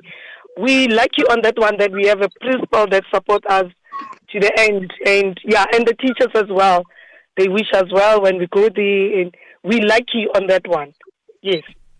Thank you so much. That's how we wrap up our conversation with the coach of Noordwijk Secondary School, the netball coach, Mem Matseko Susan Tsatsi, also nicknamed Motswadi, which refers to a parent. And that goes to show that teachers out there are not just teachers or educators, but they are parents as well, because they spend a lot of time with our kids. And we say big ups to the educators out there, especially those that are doubling up as coaches for different sporting codes, yet not getting paid for it, but doing it for the love of the game. Coach, thank you so much for sharing your story and the story of the Noordwijk Secondary School netball team with us. All the best moving forward.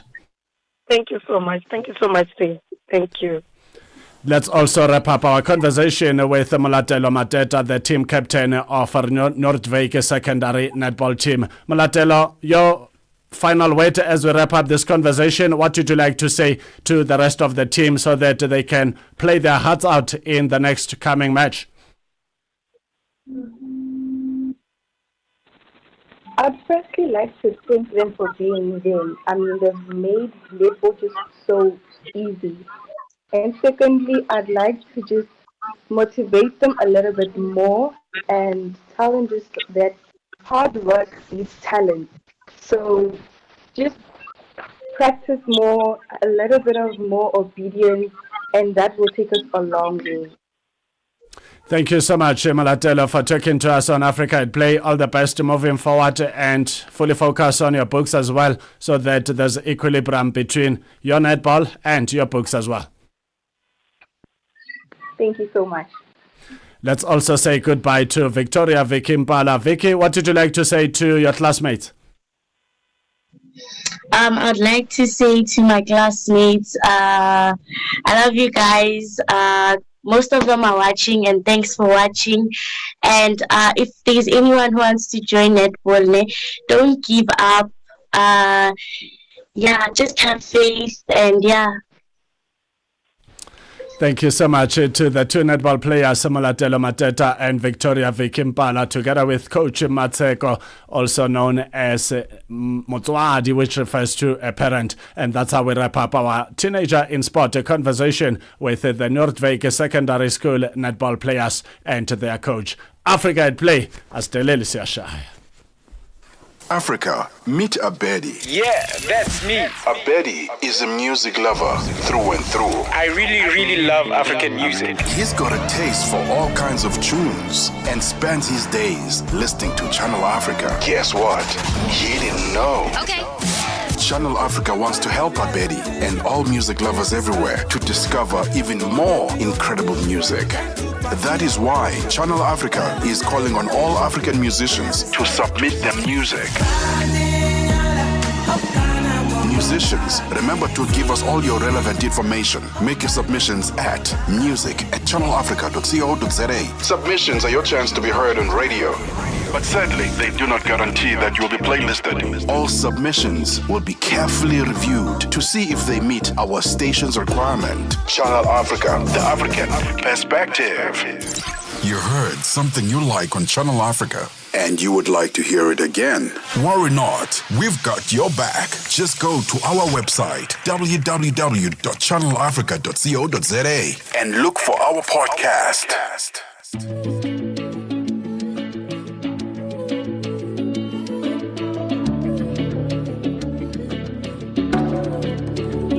I don't need nothing from you. You're beautiful.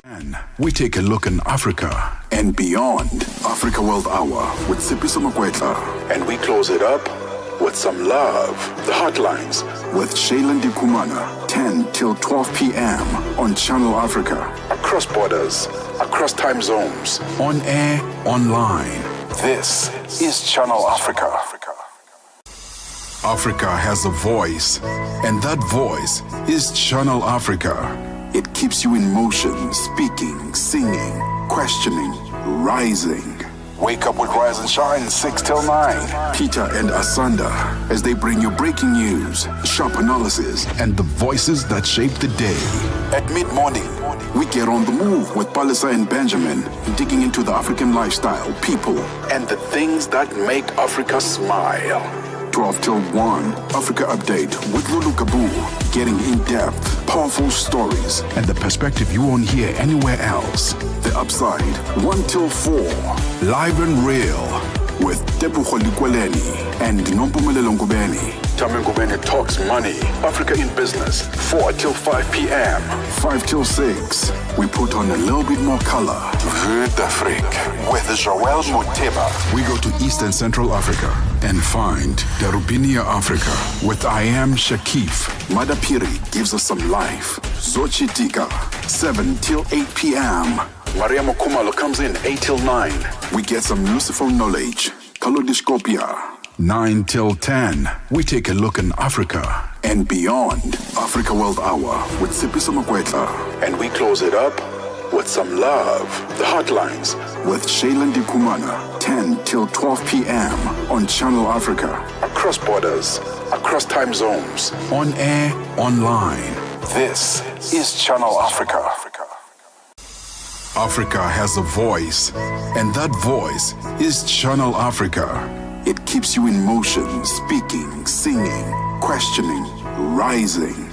Wake up with Rise and Shine, 6 till 9. Peter and Asanda, as they bring you breaking news, sharp analysis, and the voices that shape the day. At mid-morning, we get on the move with Palisa and Benjamin, digging into the African lifestyle, people, and the things that make Africa smile.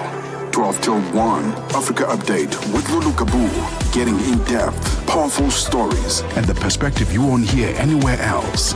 The Upside, 1 till 4, live and real, with Tebucho Likweleni and Nompumelelo Ngubeni. Tame Ngubeni talks money, Africa in business, 4 till 5 p.m.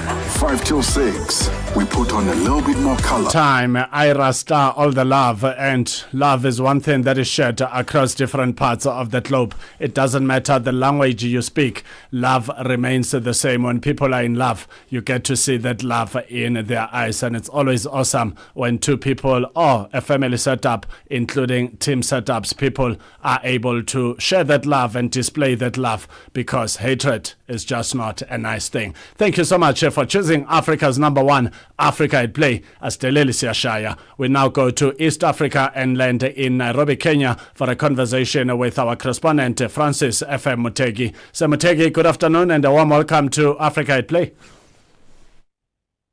Good afternoon to you, and once again, thank you for the opportunity to contribute to the show. Thank you so much for joining us. We spoke to Sam Mpoza from your neighboring country in Uganda, Kampala, and he's confident that the three East African countries are ready for the upcoming CHAN tournament. How ready is Kenya? Well, I can argue that Kenya is pretty ready, because the two main stadiums that were under renovation are currently, let me say, at over 90% conclusion in terms of the process of putting it ready for the event. The Kasarani Stadium is already very much ready for the opening fixture. Kenya, of course, was given the opening fixture against the Democratic Republic of Congo, and then there will be that very interesting moment, of course, of the final as well. That will be played within the same ground of the Moi International Sports Center, Kasarani, and then the Nya National Stadium as well was undergoing renovation, has been completed, and now the two stadiums are very much ready. And then we've got the neighboring stadiums that are mainly going to be training grounds and that are supposed as well to be used as holding ground for the bigger games. And these ones are also very much ready, including Ulinzi Sports Complex. The Ulinzi Sports Complex is basically the grounds that are owned by the military, and then we got another one for the Kenya Police that is owned by the Department of Criminal Investigations. I think we can argue that Nairobi is very much ready for the opener, and that will be ready to host the final of CHAN. And expectation and hopes are very high that at least one of the three teams from the hosting nations, Kenya, Tanzania, or Uganda, will have reached a final, if not meeting in final. What is the latest on the Kenyan Olympic and world champion Faith Kipyegon? Because I know in recent days she was going for a record. No other female athlete has ever attempted running the mile under 4 minutes. What's the latest? Well, the latest is that she unfortunately did not meet that expectation, which was, of course, targeting to break the 4 minutes barrier for 1 mile among women. And she was going to become the first woman to ever do that. It did not necessarily turn out to be, but she managed to shave off almost a second and some seconds, and some nuktas of the previous record that she held. She was holding the previous record of 4.7, and now she's been able to run in 4.6, and so she managed to confirm that it's a matter of time, and she has been arguing that way. That was a statement immediately after finishing the race, confirming that making an extra second off or shaving off that 1 second is a sign that this is possible, this is achievable, and if she's not going to be the one to do that, any other woman who's got potential to do that will always do that at some stage. And so she was telling the world that it's a matter of time before a woman breaks the 4 minutes barrier in a mile race. A mile quite often is not known in terms of the traditional race events like Olympics and so on, because it is 1,600 meters distance, and so it is often done in maybe the Diamond League, and that is another event that she was pointing that it doesn't have to be in such special conditions that she was running. It can also happen in the Diamond League, and so we wait and see if she can manage that. If she doesn't, she believes another woman should do it, and for that reason, I think she will take pride in what she achieved. Of course, you'll recall this was the sort of arrangement that was done also for Kipchoge Keino, her compatriot in the marathon, finishing the marathon in under 2 hours for the first time by a human being, which was achieved in such magnificent fashion, of course, in specialized conditions and climatic adjustments, as well as the attires and dress code, as well as the shoes that they were using. And this one was also organized by Nike, and so it was being called Breaking 4. And so Nike had hoped that she was going to do that. It didn't work, but I want to believe they'll make another attempt, because Kipchoge Keino also did exactly the same. Eliud Kipchoge did exactly the same in the marathon. He failed in the first attempt in a special arrangement, and in the next arrangement, he managed to break that barrier and eventually finished the marathon in less than 2 hours. So we wait and see, but I think Kipngetich, as his real name, Faith Kipyegon, then has got the potential to do something at that 1 year's age. There is nothing you cannot expect from such a lady.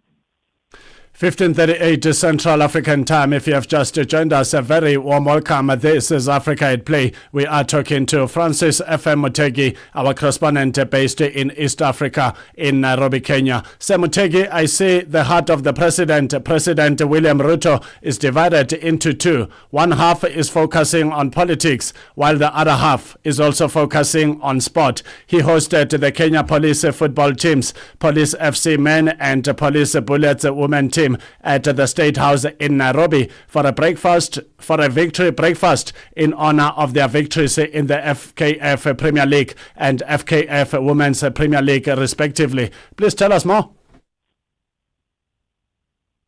Yes, indeed, it was such a coincidence that the two police outfits, the men and women, were the champions of this year's Premier League in both men and women respectively. And for your understanding, the Kenya Police have never won the Kenyan Premier League before. And Gor Mahia, who were defending champions, were the last team that they met, ended up with a draw, and that is the point at which they were crowned the champions.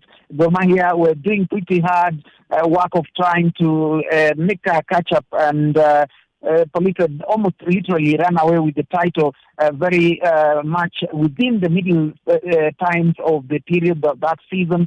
And so eventually they managed to get the crown. And so the Kenya Police are the Kenya Premier League, FKF league that is organized nationally for men, champions 2025. Then their women counterparts, the Kenya Police Bullets, and this time in the women's category managed to also take the crown in the women's category. Also their first time achievement. And so the president, of course, he was hosting these two not only as champions but his employees, because remember, these are civil servants. Being police officers means that they are supposed to be members of the Public Service Commission. And so for that reason, they are also his employees. He was literally appreciating his own servants in terms of their achievement, beyond the fact that it was also a sporting opportunity, because he has been very articulate about the need to use sport to sustain Kenya's international honors, because in virtually every other aspect, politics is becoming a little bit more complicated for the president and the government in place at the moment that is leading. And so any moment of that nature that comes with a sporting victory and parade and success obviously earns a lot of attention and produces a lot of tension as well, and eventually also reunites the country again. So you can argue that was probably one of those moments, Neto. 15:42 Central African Time. That is Francis FM Mutegi, our correspondent based in East Africa in Nairobi, Kenya. So Mutegi, please do stay on the line. We take a short break. When we come back, we will find out what is the latest in Kenyan sport with Francis FM Mutegi. This is Africa at Play. Astele Lisiashai. Africa in Song with Chanduko Ligege. This song has a line that I love so much in the isiXhosa language. It says, Andinayo nesentem daga. So I went down to the Eastern Cape. So I went to Yanga and said, Yanga, tell me here, what does Andinayo nesentem daga mean? If I say Andinayo nesentem daga, it means that I do not have any money on me. I do not have money to give to you. Interesting, because in Chivenda, I would just say, Atinana peni, ndo cherumwe. I wonder if you have that expression in your home language when you want to say you're broke, but in a very creative way. What do you say? I'd like to hear from you. Africa in Song with Chanduko Ligege. Africa at Play with sports and music from an African perspective. 15:43 Central African Time. This is Africa at Play, live on DSTV Audio Bouquet, channel 802 or OpenView 628 if you are in South Africa. Alternatively, you can reach us from anywhere you are online on channelafrica.co.za, also available on SABC+. We are wrapping up a conversation with our correspondent from East Africa in Nairobi, Kenya, Francis FM Mutegi. So Mutegi, before we say goodbye, what's the latest in Kenyan sport? Well, the latest that I can tell you is that Kenya is now waiting with a lot of excitement. They very much awaited the CHAN tournament that has not taken an easy route because, as you can imagine, it has been postponed 3 times, and this time probably it's the lucky time. And so the reality as things stand now is that we can expect the tournament to kick off as planned in the month of August. And so the groups have been announced, and so Kenyans will be waiting with a lot of excitement how their team will perform in that Group A, as I mentioned earlier, which will be the opening fixture on August the 3rd, which will be a Sunday at 3 p.m. East African time, which will be 2 p.m. Central African time. And that match will be played at the Moi International Sports Center, Kasarani. And by the way, the arrangement is that Kenya's home matches of the group stage will be played all in the same stadium, the Kasarani Stadium, probably for people to savour the new phase of the Kasarani Stadium that was given a facelift and now looks pretty much an outfit. I think that is the priority of the Kenyan sports activities at the moment. That group, which is Group A, will also be playing in Nairobi throughout the matches between Kasarani and Nyayo Stadium. But Harambee Stars matches, as I've mentioned, will be at the Kasarani Stadium because the other teams in that group will include Angola, Morocco, and Zambia. And so when Kenya plays the DRC in the opening fixture on 3rd of August, then it will have to wait for the next fixture, which will be against Angola, there later Morocco, and then conclude against Zambia to close the group stage matches. And in the end, it will be an opportunity for the home fans to experience the hosting rights for the first time, because the last time Kenya was supposed to host CHAN, unfortunately it was cancelled purely because the realities of the time were not working in terms of preparedness. So this time we wait and see. Francis F. Mutegi, our correspondent based in Nairobi, Kenya, in East Africa. So Mutegi, thank you so much for talking to us on Africa at Play. Have a great afternoon further. You're welcome, sir. Thank you very much, and have a lovely afternoon, and to the audience out there. Let's now bring you up to speed with regards to some football action taking place out there. Yesterday kicked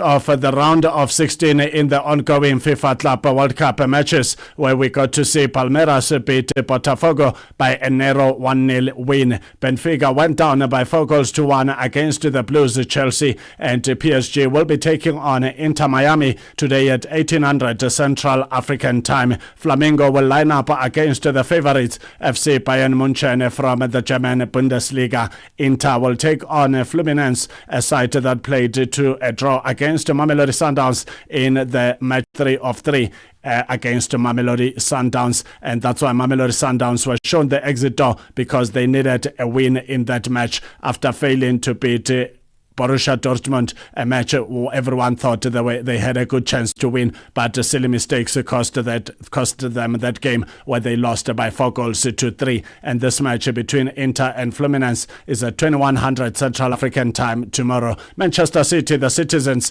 will take on Al Hilal on Tuesday at 3 a.m. Central African time, which is the 1st of July. Real Madrid from La Liga will take on Juventus from Italy, and that match is at 2100 Central African time on Tuesday, the 1st of July. Borussia Dortmund are up against Monterrey on Wednesday, the 2nd of July at 3 a.m. And after these matches, we will get to know who makes it to the quarterfinals of the ongoing FIFA Club World Cup. The teams that have already made it to this quarterfinal is Palmeiras and Chelsea, and they will play against each other on Saturday, the 5th of July at 3 a.m. Central African time. And the other 3 fixtures are still waiting, the last 16 matches that will be taking place today and tomorrow, including Tuesday, for these teams to show us a clear direction of who's going to make it to the quarterfinals. And from the quarterfinals, the journey continues to the last four, which is the semi-finals,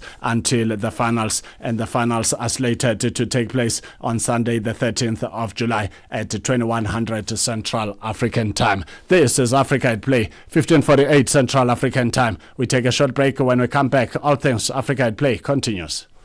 Mornings made better with Peter and Asanda on Rise and Shine. I want the Africa that makes every single African proud of the continent and have hope. And there's so much stuff that's going on that's positive. And if we can just lock into that, Namaganjani, everyone is going to get there. Where are we going? Where are we trying to get to? The idea of working together, which is why I'm excited about this new voice. And the new voice is me, Asanda Peta, broadcast journalist with about 15 years of experience on the radio space. Welcome, Asanda. I've been waiting for you for a long time. Were you waiting for me? I was. Really? Yeah, because for 3 months I was on my own. So be sure to tune in right here on Channel Africa Mondays to Fridays from 6 to 9 a.m. Central African Time. If you want to know about your continent, this is the best place to start your day. Rise and Shine on Channel Africa. You like what we do on Channel Africa? Then follow us on our socials. Channel Africa 1 on all social pages. And get the African perspective.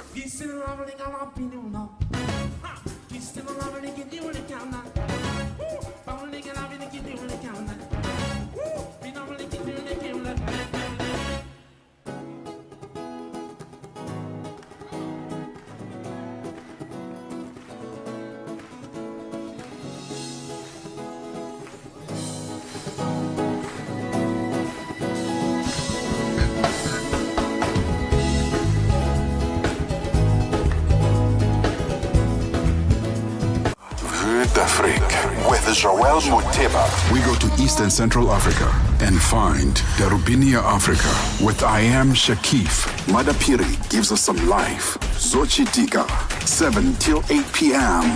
Maria Mokumalo comes in 8 till 9.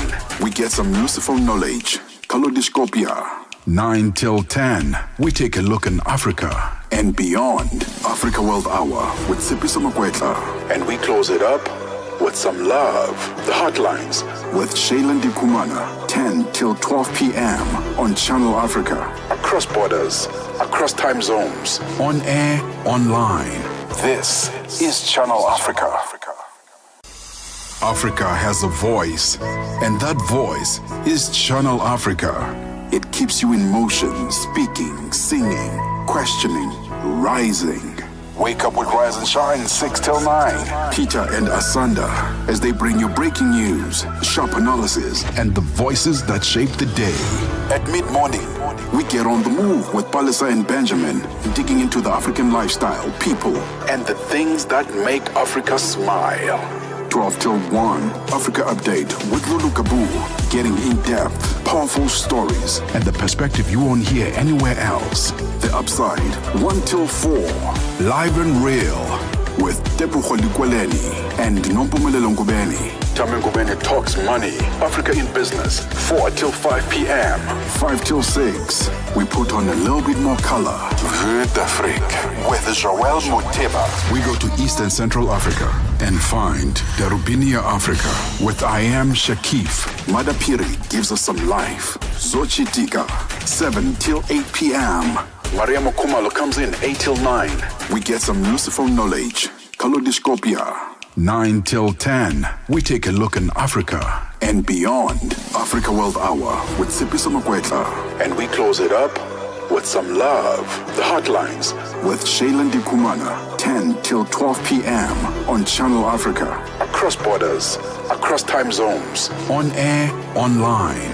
This is Channel Africa. Africa has a voice, and that voice is Channel Africa. It keeps you in motion, speaking, singing, questioning, rising. Wake up with Rise and Shine 6 till 9. Peter and Asanda as they bring you breaking news, sharp analysis, and the voices that shape the day. At mid-morning, we get on the move with Palisa and Benjamin, digging into the African lifestyle, people, and the things that make Africa smile. 12 till 1, Africa Update with Lulu Kabu, getting in-depth, powerful stories, and the perspective you won't hear anywhere else. The Upside, 1 till 4, live and real, with Tepuho Likweleni and Nompumelelo Ngubeni. Tame Ngubeni talks money, Africa in business, 4 till 5 p.m. 5 till 6, we put on a little bit more color. Vue d'Afrique with Joel Moteba. We go to Eastern Central Africa and find Darubinia Africa with I Am Shakif. Madapiri gives us some life. Zochitika, 7 till 8 p.m. Maria Mokumalo comes in 8 till 9. We get some useful knowledge. Kalodiscopia. 9 till 10. We take a look in Africa and beyond. Africa World Hour with Sipiso Makwetla. And we close it up with some love. The Hotlines with Shailen Dikumana. 10 till 12 p.m. on Channel Africa. Across borders, across time zones. On air, online. This is Channel Africa. Africa has a voice, and that voice is Channel Africa. It keeps you in motion, speaking, singing, questioning, rising. Wake up with Rise and Shine 6 till 9. Peter and Asanda as they bring you breaking news, sharp analysis, and the voices that shape the day. At mid-morning, we get on the move with Palisa and Benjamin, digging into the African lifestyle, people, and the things that make Africa smile. 12 till 1, Africa Update with Lulu Kabu, getting in-depth, powerful stories, and the perspective you won't hear anywhere else.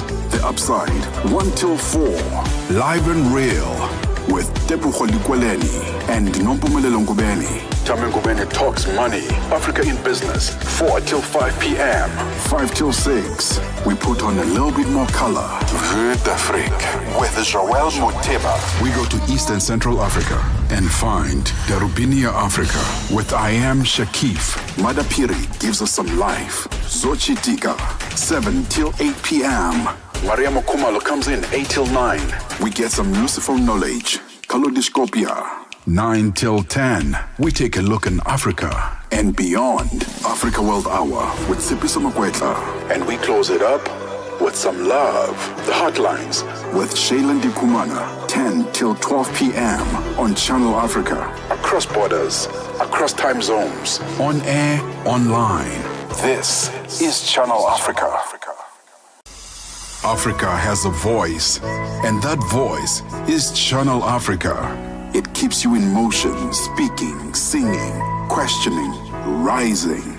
Wake up with Rise and Shine 6 till 9. Peter and Asanda as they bring you breaking news, sharp analysis, and the voices that shape the day. At mid-morning, we get on the move with Palisa and Benjamin, digging into the African lifestyle, people, and the things that make Africa smile. 12 till 1, Africa Update with Lulu Kabu, getting in-depth, powerful stories, and the perspective you won't hear anywhere else. The Upside, 1 till 4, live and real, with Tepuho Likweleni and Nompumelelo Ngubeni. Tame Ngubeni talks money, Africa in business, 4 till 5 p.m. 5 till 6, we put on a little bit more color. Vue d'Afrique with Joel Moteba. We go to Eastern Central Africa and find Darubinia Africa with I Am Shakif. Madapiri gives us some life. Zochitika, 7 till 8 p.m. Maria Mokumalo comes in 8 till 9. We get some useful knowledge. Kalodiscopia. 9 till 10, we take a look in Africa and beyond. Africa World Hour with Sipiso Makwetla. And we close it up with some love. The Hotlines with Shailen Dikumana. 10 till 12 p.m. on Channel Africa. Across borders, across time zones. On air, online. This is Channel Africa. Africa has a voice, and that voice is Channel Africa. It keeps you in motion, speaking, singing, questioning, rising. Wake up with Rise and Shine 6 till 9. Peter and Asanda as they bring you breaking news, sharp analysis, and the voices that shape the day. At mid-morning, we get on the move with Palisa and Benjamin, digging into the African lifestyle, people, and the things that make Africa smile. 12 till 1, Africa Update with Lulu Kabu, getting in-depth, powerful stories, and the perspective you won't hear anywhere else. The Upside, 1 till 4, live and real, with Tepuho Likweleni and Nompumelelo Ngubeni. Tame Ngubeni talks money, Africa in business, 4 till 5 p.m. 5 till 6, we put on a little bit more color. Vue d'Afrique with Joel Moteba. We go to East and Central Africa and find Darubinia Africa with I Am Shakif. Madapiri gives us some life. Zochi Tika, 7 till 8 p.m. Maria Mokumalo comes in 8 till 9. We get some useful knowledge. Kalodiscopia.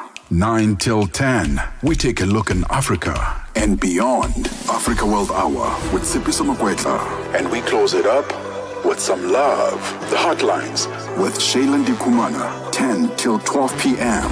on Channel Africa. Across borders, across time zones. On air, online. This is Channel Africa. Africa has a voice, and that voice is Channel Africa. It keeps you in motion, speaking, singing, questioning, rising.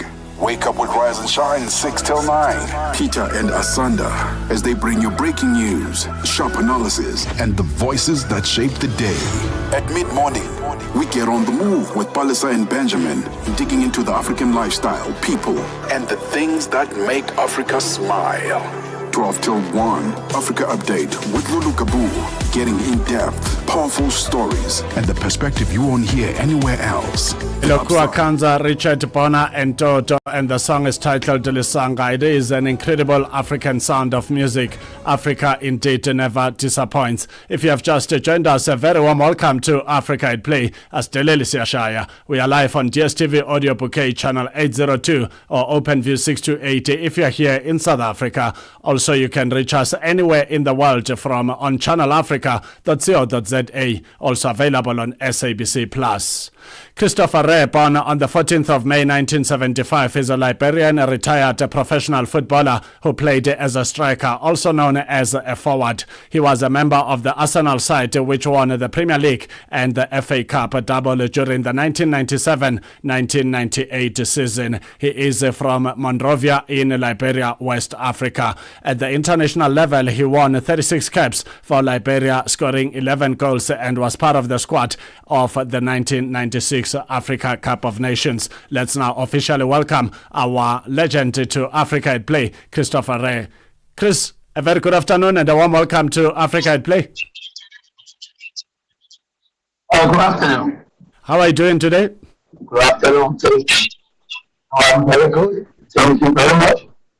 Thank you so much for joining us. Let's take it back to Christopher Ray as a little boy. What did you get up to in school? Well, actually, I'm good. Praise God for life. And I'm happy with that. I'm happy to interview today. And I want to say hello to everyone in South Africa or everyone around the world. It's a great pleasure to be here today. And how did you meet to the game of football? Actually, I tell God, excuse me, I'm so great and proud to be one of the best players from Liberia. And you know, when you're proud playing soccer or football, you need to put in 100%. And I play my own part. I did my part. I do what I achieve what I supposed to achieve in life. So I will always be honored and praise God for everything that I achieved today. And Chris, you've got a great relationship with one of the amazing, incredible coaches out there, Arsene Wenger. How did you meet this legend, this legendary coach, and how was it working alongside Arsene Wenger? Well, actually, it was a great pleasure being with Arsene. I've been working with Arsene since in the 90s when I arrived from Liberia. I went to AS Monaco. I started as a youth academy player. and from there I became a professional player with US Monaco. So I said, well, like a dad and a father to me, like a good model. And up to now, I'm still in contact. That we chat and talk to, we stay talk and interact. You were part of the golden generation of Arsenal, the Gunners of London, in the 1997-1998 season, winning both the Premier League and the FA Cup. What was going on in camp during those days? Well, actually, when I left, I was playing from AS Monaco. But on the road, there were a team in France called Kingon FC, and I was there for 1 season. Then I said, we're going to give me a call that Chris, I'm going to bring you to Arsenal. I said, what? To Arsenal? He said, we're going to come to Arsenal. And I went to Arsenal, I signed a contract for 12 years. He told me that he's going to be my 4th striker. So I wanted his 4th striker and become one of the best striker for Arsenal. So it was a great pleasure being there. And Chris, football is an interesting game. Sometimes you get to be on loan with other different outfits. How is it being on loan, knowing that you're playing for this team, but you are on loan at a certain team, and there's likelihood that you could meet your official team while you are on loan with the other team? You got to be on loan with other sides like Birmingham City, AEK Athens. How was life during those days where you were on loan but not officially playing for them? No, I was on loan with Birmingham City. Actually, when I got on loan in Birmingham, the contract was not so good. And you see a difference in atmosphere. There was different playing for Arsenal and playing for Birmingham City. But everything, I came back to Arsenal. And I have to go to AEK Athens. I have to go to a team in Holland by the FC Temboch. I spent 6 months. Then I went to AEK Athens. I spent 6 months. And sometimes in football, everything is not positive. Sometimes it's negative, positive. So I have to fight a lot. Make sure that injury, every time being injured, put some weight, and I was fighting everything to come back to Arsenal and play back. But it wasn't easy. But I fought hard to become who I am today. You got to rub shoulders with other greats in Liberian football, the likes of George Weah, who got to be the president as well, James Deba. What did you get to talk about with these great legends of the game of football? Well, actually, I was taken from Liberia by George Weah to AS Monaco, and James Deba also was taken from Liberia, Cameroon, to AS Monaco by George Weah. And George is he's a great legend. He's like a father figure, a big brother to me. He's my cousin. And we've been together for a very long time. Up to now, we are still together. We ain't contact, we see each other in Moravia. And we play sometimes old time games or young games together. Practice together, do old things together. So it's always trying to great guy. We are a great legend. 16:06 Central African Time. If you have just joined us, a very warm welcome to Africa at Play. We are talking to the football legend from Liberia in West Africa, Christopher Ray, who got to play for the likes of Arsenal and Monrovia, but Arsenal and Monaco, but also got to be on loan with sides like Birmingham City. Chris, talk to us about Liberian football. What are your thoughts on the state of Liberian football? Well, actually, the Liberian football is getting better. We have a very good LFA president, Football Association president, who is Mustafa Raji. He's doing very well. But on the business of football, you have to put money. When there is no money in the football, the national team cannot improve. So these are the difficulties we are facing in Liberia. The government don't want to put money into football, into soccer. So it's very difficult for Liberia to improve. To go further in African competition, local qualifying. It's not easy, it's very difficult. Yeah, I myself, I'm the deputy coach of the national team. We're trying hard, very hard, but it's not easy. Got a long way to go in Liberia soccer. Footballers get to a point where they've got to retire, but a lot of times that retirement is just an official statement to alert the football people out there that one is retiring. But you get involved as a coach, you get involved in establishing an academy and things like that. What is Christopher Ray up to after retirement? Well, actually, I'm into an academy which is sponsored by FIFA. It's sponsored by Arsene Wenger. It's called the Talent Development Strength. It's a 8-year program in Liberia. It's sponsored by Arsene Wenger through FIFA. So these are the football academy that I'm part of. I'm one of the coaches of it. So I'm into a youth football program. So that's what I appreciate. So I went through the power rank of youth player before for academy. So I'm part of the youth program in Liberia, which is a TBS. So I'm so glad to be part of it. So Arsene Wenger. It's an Arsene Wenger program from FIFA. What would you like to say to young people in Liberia who would like to reach the level of George Weah, James Deba, Christopher Ray, and many other great footballers? Well, actually, Liberia has so many talent. Liberia has so many talent.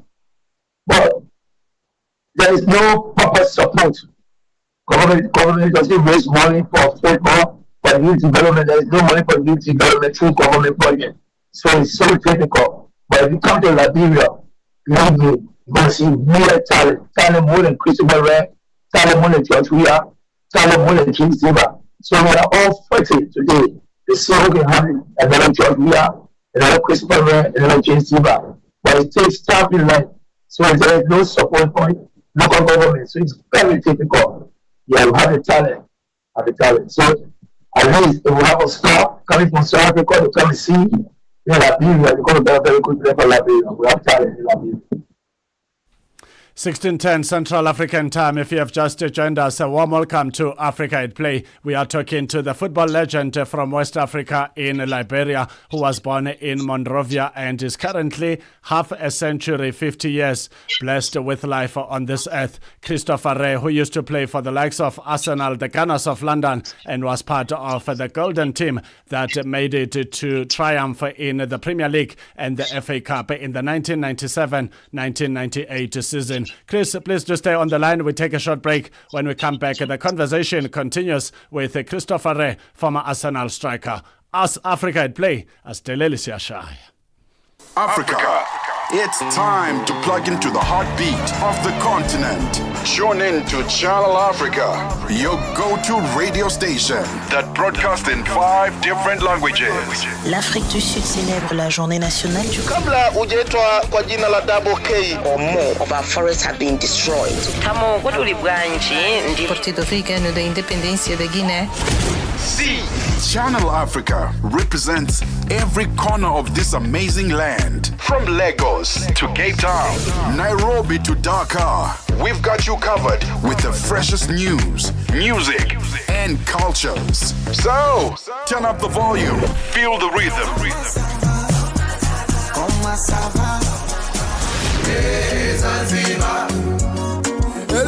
Enjoy the conversation. Channel Africa, the African perspective. What are the sports legends up to? Let's find out from our legend of the day on Africa at Play with Neto Chemane.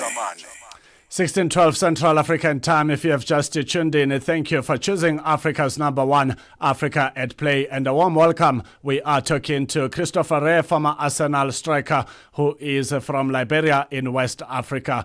Chris, thank you so much for staying on the line. What are your thoughts on African football? We've seen African teams, Mamelodi Sundowns of South Africa, Esperance de Tunis of Tunisia, and Wydad Casablanca of Morocco, together with North African giants in Al Ahly of Egypt, getting out of the group stages in the ongoing FIFA Club World Cup. Is Africa on the right track? 4 years later, are we likely to see a different picture where these African teams can make it to the round of 16 or even the quarterfinals?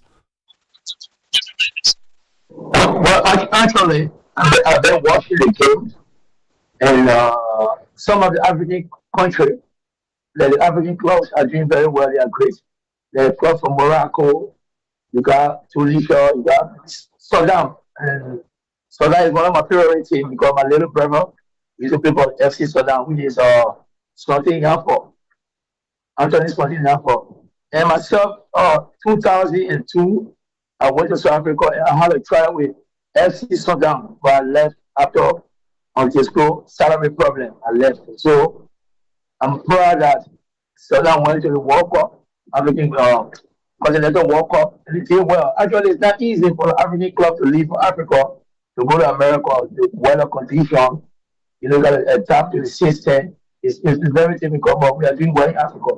Once you're going to get there, you're going to win the World Cup. Africa, you're going to win the World Cup. Chris, you are 50 years this year. How's 50 treating you? They treat me very well. I don't want to get old, but as life goes on, you have to get old sometime. Yeah, so I'm happy to reach 50. I praise the Lord and tell Almighty God, thank you to reach 50. We have some of our friends today. They passed away a long time ago. And I'm so glad that I'm still strong. I'm still into football, and I bless God for everything. We also got to speak to a fellow legend from Liberia, Mr. James Deba, who also highlighted that Liberia in football is in the rebuilding stage, talking about the golden generation that included yourself and the likes of George Weah, but also talking about what the future has in store for Liberian football. How long do you think it will take for Liberian football to get to the desired level so that when we talk the upcoming Women's Africa Cup of Nations, like the one that's coming up in Morocco, the 12 Nations tournament where Liberia is not represented, but in the future, I'm certain it will be. But there's also the Africa Cup of Nations coming up also in Morocco in December 2025, overlapping to January 2026. And we would like to have these conversations with Liberia in the mix of this Africa Cup of Nations, because I know for sure the kind of talent that Liberia produces, Liberia deserves to be part of all these continental tournaments. Your thoughts? First of all, Liberia have a talent, but if you want to succeed in football, you have to put all the resources into it. And in Liberia, the national government are not willing to put resources into football. So I think it's going to take another 10 years, 15 years, or maybe 8 or 12 years to be back as a nation, to do well in every nation. But for now, Liberia have a long way to go. Have a very long way to go. 16:15 Central African Time. We are still having a conversation with the football legend Christopher Rey, who used to play in the Premier League for Arsenal as a striker and made it as they got to triumph the FA Cup and the Premier League. Chris, looking at Arsenal as it stands, what are your thoughts? Because they've always been coming close to lifting the Premier League, but it just hasn't been the case with Manchester City being so dominant. But also in this season, we've seen Liverpool showing us what they mean when they say you'll never walk alone, making certain that they back something. Well, actually, when I was playing for Arsenal, it was a different kind of players, different kind of atmospheres. We were very united, and we were determined to achieve something, and which we did. We achieved the double. And the present Arsenal is good. They have a good team. They have young players, very young guys, young players, but we lack a good striker. We have a good team, but we don't have a really striker. So we all say the coach that is to bring another good striker and get ready to score goals. We have a good team, but we cannot score goals. We are talking to Christopher Rey, a football legend from West Africa in Liberia. Chris, talk to us about Monrovia. How was it growing up in Monrovia, and where else did you stay growing up? I grew up I'm from Monrovia. I'm from a slum community by the name of West Point. So I'm growing in West Point. Then I left Monrovia in the heart of the war. Which was 1990. I went to Monaco. And I lived 8 years in Monaco. Then I moved to Gabon. I moved to England. But now I live in the UK. My family lives in the UK. So I have my entire family living in the UK. I'm in Liberia because I'm doing some coaching tour with FIFA, the FIFA project. So, and the senior national team. And the reason why I'm in Liberia for now. And let's talk about this FIFA program that is plowing back to the talent in West Africa, in Liberia. How much time are you giving this program to start producing real stars that could help Liberia in the near future? You've cited the challenges that the country is faced with football not giving the necessary support that it deserves. But I'm certain with programs like the one you are involved in that has been introduced by FIFA, it will benefit the country very well. Definitely, it's going to benefit the country because it's an 8-year program of FIFA, and it's a youth program for youth 17, youth 16, youth 15, youth 14, 13, and 12. Actually, we go to all the counties and recruit players, and now all the players are in Monrovia now. So guys, all the guys that came from FIFA, and we're all doing a selection that we're going to look at youth 12. We need to change the atmosphere of Africa. If changing ages, like someone will tell you, say, you're 12, when you go and check the background, you are 17. So in Liberia, want to change that formality. Want to make everybody use 12, you must be 12. 13, you must be 13. We don't want no more cheating, like, calling over 8 people going like, I'm 12 years old, let's say I'm 19. So we are doing everything possible in Liberia. That if you use 12, you must be 12. When 13, you must be 13. We are all doing this, checking for the parents, checking for the schools, checking for whatsoever to get real issue of the kids. So tomorrow, Liberia will be a better country. I will get the proper age group to become somebody of the country tomorrow. Christopher Ray, a former professional footballer who is currently 50 years and still enjoying life at 50. Chris, before we wrap up, are you still exercising like you used to when you were still a professional footballer, or you've taken it easy? I do exercise sometimes. But you know, sometimes when I wake up, I feel like a pain in my body for the old injury that people used to kick it before. Now football is very different because now you have VAR. You have people don't tackle the way they used to tackle people before. But before when we was playing, there was no VAR. So you have to be strong to play in the Premier League. You have to be strong to play in France. But now everything is VAR. So VAR is helping everybody in the world in football. So they make football very lazy. Football is not strong like before. Your 50th birthday. Yeah, your 50th birthday was in May, which is last month. What did you do to celebrate? Well, I had a football game. I called some of my friends that we used to play for Liberia nationally before, all friends, ex-professional, and we did some little game, play football game with George. It was very great. It was great. We had fun. Yeah, it's great.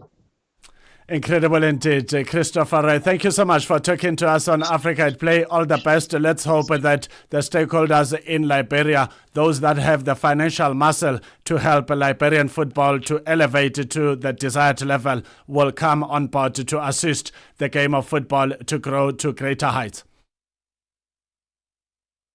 Thank you very much. I appreciate the call. And I'm available anytime. You're ready to speak to me. And also, we'll try to see if you get some investor or people that love football from South Africa want to come to Liberia. I'm available. You can get in touch with me. And any scout that want to play from Liberia, they can get in touch with me. Yeah. Thank you so much. Thank you so much, Coach. That's okay, you can go on, Coach. Anytime. Okay, thank you so much. Anytime you have Thank you so much, okay, Coach. Have a good afternoon.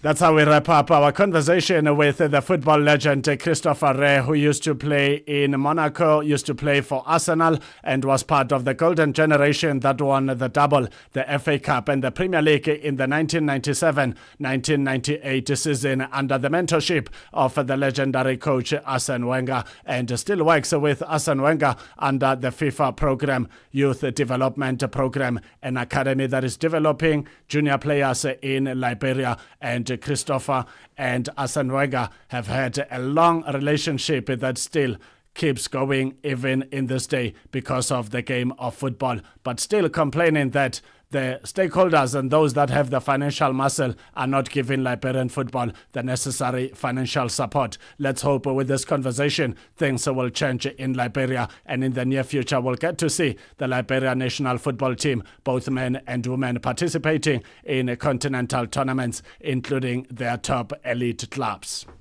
16:22 Central African Time. You're still listening to Africa at Play. If you have missed out on any of our conversations, please do visit our Channel Africa website. Click on programs and you will be able to access the conversations under Africa at Play. When you click on the bottom right screen where it says more, by all means you can listen to them at your time of leisure.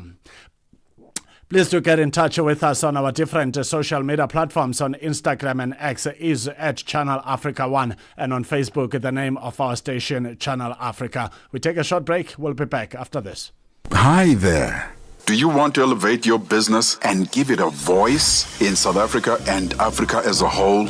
Well, in that case, let Channel Africa make this a possibility. Channel Africa is willing to advertise your business for as little as 30,000 rands or $1,719.18. To get access to these great rates, send all requests to mukwena@SABC. That's MOKOENATA@SABC. Channel Africa, the African perspective. 180 minutes on the world of sports and music. That's Africa at Play with Neto Chemane on Channel Africa from an African perspective.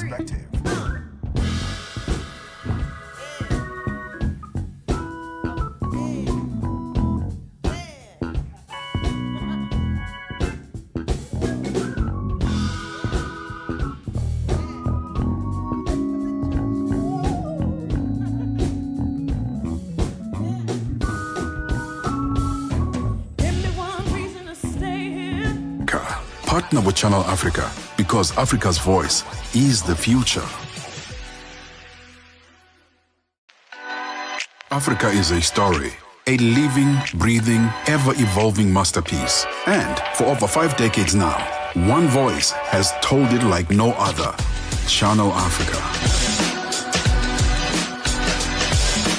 More than just a broadcaster, Channel Africa is the pulse of the continent, African-led, African-run, and deeply rooted in its heritage. It's the only international station that speaks to Africa in its own voices: English, Kiswahili, Chinyanja, French, and Portuguese. The languages that unite 1 billion people. We have been there through every shift, every milestone, and every triumph. Not just reporting history, but shaping the conversations that define Africa's future. For brands, media planning, and advertisers, Channel Africa is more than just a platform. It's an opportunity. With 25 compelling shows covering current affairs, sports, business, music, and lifestyle, we deliver an engaging Pan-African audience ready to connect, invest, and act. Multi-award winning, internationally recognized, digitally accessible across the globe. When Africa speaks, the world listens, and Channel Africa makes sure of it. For business, for culture, for Africa, partner with Channel Africa because Africa's voice is the future. Africa is a story, a living, breathing, ever-evolving masterpiece. And for over 5 decades now, one voice has told it like no other. Channel Africa. More than just a broadcaster, Channel Africa is the pulse of the continent, African-led, African-run, and deeply rooted in its heritage. It's the only international station that speaks to Africa in its own voices: English, Kiswahili, Chinyanja, French, and Portuguese. The languages that unite 1 billion people.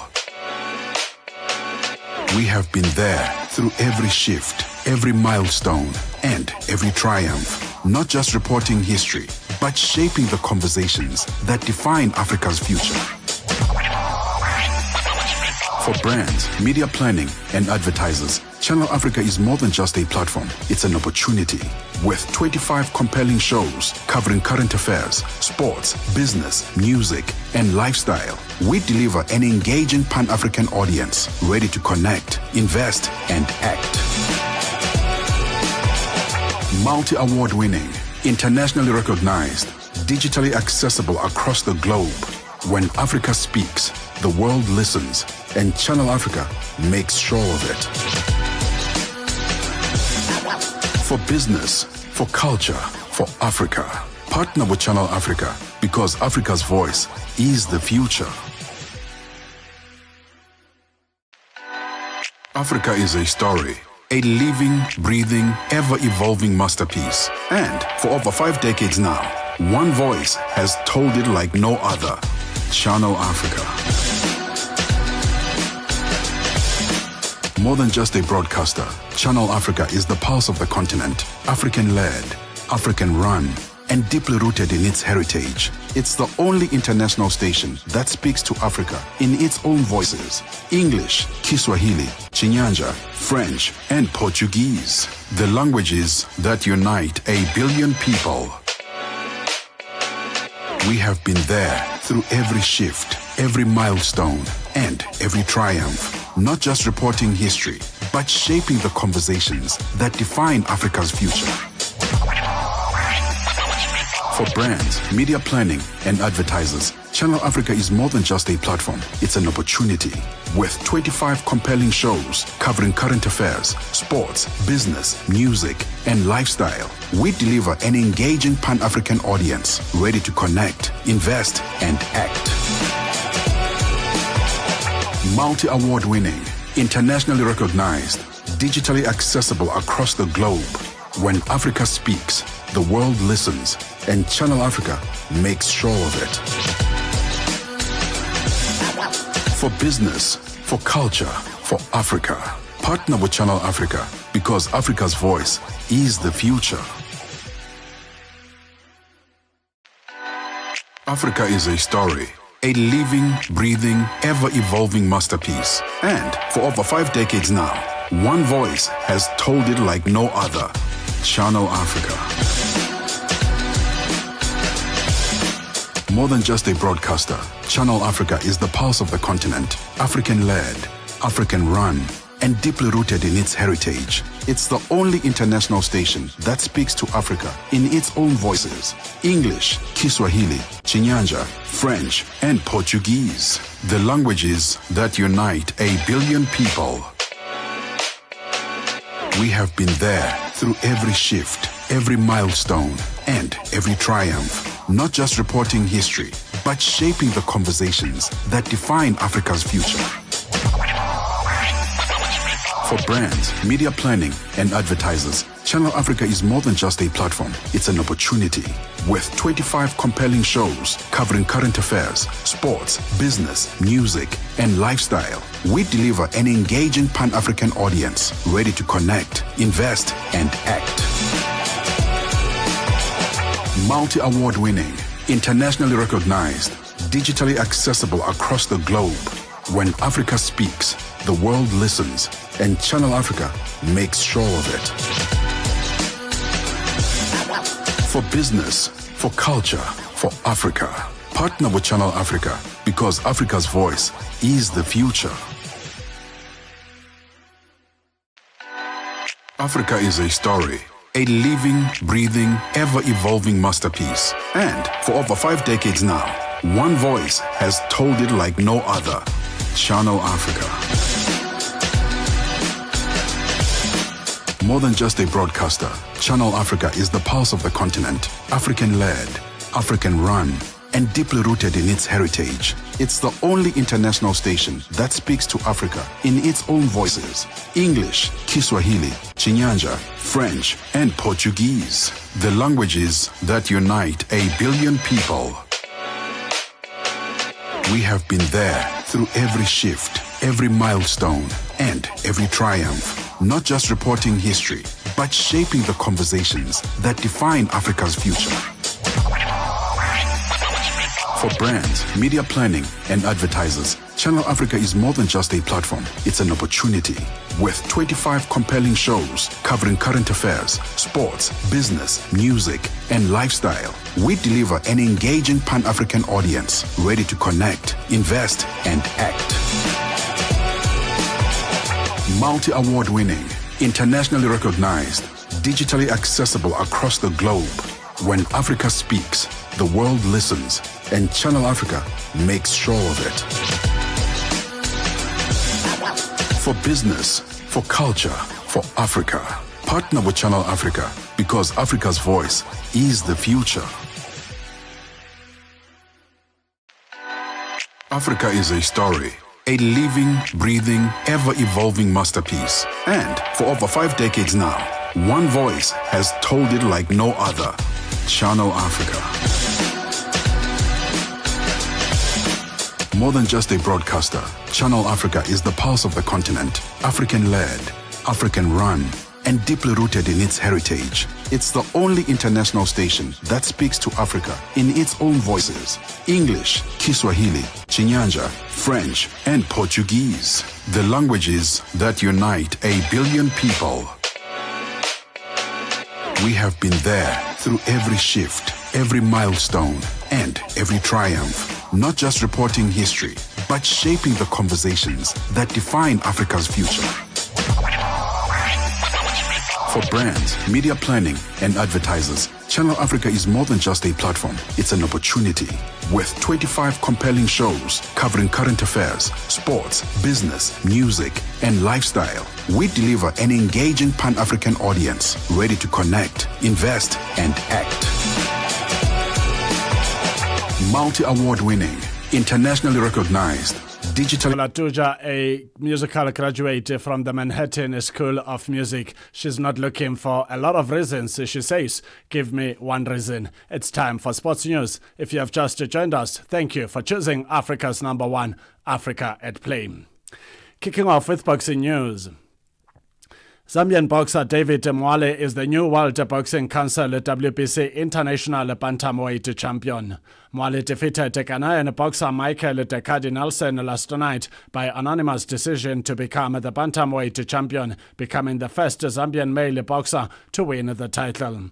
After 12 rounds, the first judge scored the fight 119 for 108 in favor of the Zambian boxer, while the second and third judges awarded him 118 for 108 score, confirming his victory by anonymous decision. After the fight, Nelson said he felt cheated and robbed the judge's decision. By the judge's decision, the Ghanaian boxer has since requested for a rematch. Still with boxing news, cruiserweight Jake the Problem Child Paul defeated former WBC middleweight champion Julius Caesar Chavez Jr. by a 10-round anonymous decision in the main event at the Honda Center in Anaheim, California. In the first 4 rounds, Paul easily outlanded Chavez, who had landed a few punches. In the 6th round, Chavez Jr. finally opened up with some offense in a close round. In the 8th round's final minute, Chavez Jr. landed a right on the chin, followed by a 3-punch combination against Paul, taking the round. In the 9th round final minute, Chavez Jr. landed a right uppercut, knocking the head of Paul, taking the first round. In the 10th and final round, it went back and forth in a close round, possibly won by Chavez Jr. The scores were 99 for 91, 97 for 93, and 98 for 92. Gerard White was the referee in the co-event. WBO World Cruiserweight champion Gilberto Zurdo Ramirez beat former IWBC World Cruiserweight champion Juniel Dorticos by a 12-round anonymous decision. In football news, Bayern Munich coach Vincent Kompany says the FIFA Club World Cup has proven that European football is not as dominant as initially expected. It may still be that a team from the part of the world clinches the title of the major tournament currently underway in the USA, but the major But the former Manchester City captain believes that the gap is closing if the group stages fixtures are anything to go by. Bayern face Brazilian outfit Flamengo on Sunday night at the Hard Rock Stadium in Miami to fight for a quarter-final spot. Company is wary of the South Americans, having seen Boca Juniors run them closer to a 2-1 victory at the same venue last week. When you're at Bayern Munich, I think the start of the season, you can maybe have the luxury to rank every competition and say which one is the most important. But once you play in it, once you start it, they all become very important. So, but when it comes to the level, look, I think the future will tell for this tournament. But when it comes to the level, I think we've been privileged to participate in this tournament. We've been able to see a lot of good teams from other continents, teams that we normally don't analyze, teams that we normally don't pay so much attention to, and then obviously you see how much this game is a global game. So many teams have showed very good levels in games. I think it's been mentioned about the South American teams, but with a bit more luck, some of the African teams would have also gone maybe one more round. And I expect that every 4 years, those continents who are maybe not yet there will make steps, and that, as it looks at the moment with South America and Europe, the levels are, for all the guys who are watching the tournament, it's not as far from each other as people maybe think. Bayern mentor credited his counterpart Felipe Luis for an attractive brand of football that could pose a threat if his charges didn't learn any lessons from previous games in the competition. In the end, we lost to only one team, and it was Benfica. So, but it's a team that we know, and the game had its own story, of course. So, I think I don't think we can overanalyze this too much, but now you go in the next stages. I think every team here belongs to the best teams. There's I think there's a few. The only thing you could say is there's a few European teams who could compete here who are not here, of course, and let's not forget about that. But in general, now the level is so high at the next level that it's difficult to make too much of a distinction. Tomorrow, Flamengo is a top team. Top players, really well coached as well. Good mixture between probably something that the journey of the coach as well. Tactical discipline and aggressiveness and a very real dose of Brazilian creativity and flair, and something that you can only have if you live football like in that country, and okay, those are facts for the game tomorrow, but I think we bring a lot of quality as well. So we in the end tomorrow we will focus on that as well. And he was informed that Luis also spoke highly of his work since becoming a coach at Burnley and now at Bayern. It's really clear what they do, so that's always, from one coach to another coach, also a very good way of communicating. It means he has very clear ideas. It means the players believe in his ideas, and of course they've had results as well to push the confidence. I think when I speak about what I see, it's like I said before, it's a mix of that, discipline. Like I think most teams at top level in the Champions League, they would also almost all of them consider it normal that the whole team defends in every phase. We would consider it very normal that the whole team participates in creating actions in every phase. And Flamengo is a team that has all those habits, which is the reason why I speak about a game that might not be too different from a top-level game in Europe for us. And maybe you have to ask the Flamengo coach if it's similar to a Brazilian game. I don't know, but it will feel, I think, similar to the games that we are used to at the top level. The 39-year-old coach added that pressure is on Flamengo to win, just as it is on Bayern Munich to progress to the last 8. Maybe one logical answer to this is, how many people live in Brazil? 210 million. So no country in Europe has 210 million people who are crazy about football as well. So that's also an advantage. So I think it balances things out a little bit. So I don't know. I don't. How is it possible to know who's favorite between two teams that have never played against each other? You know, it's more important for me the message that we communicate on the pitch tomorrow. Bayern always wants to win, but the research I did about Flamengo, I feel that it's the same, and in Brazil it's the same for them. You know, so you meet teams probably who have a culture of winning, and it will be similar for us as for them. Defender Giuseppe Stanisic believes that they've grown from strength to strength at the FIFA Club World Cup as they prepare to face Flamengo, one of the informed sides in the tournament tonight. While the German Giants got through the group stage as runners-up behind Benfica, their Brazilian rivals finished ahead of Chelsea in their group. It is also likely that Flamengo will have bigger numbers in the stands given the larger South American diaspora in Miami. But Stanisic is confident in Bayern being favourites to win the tie, even with the notion that South American teams have an edge. No, I don't think so, because as you said, we had the whole season, so everybody's in good shape, or should be in good shape, so I don't think they have any advantage or we have any advantage. It's going to be even, and I think tomorrow the team will win who wants it most. Bayern beat Auckland City 10-0 in their opening game and then got a hard-fought 2-1 win over Boca Juniors before losing 1-0. However, Stanisic insists that they are getting better with each game and they are coping with the hot weather. Yes, of course. I mean, every game for us is an important game. It's also just a new environment. Every game is like hot, and you have to adapt to the conditions.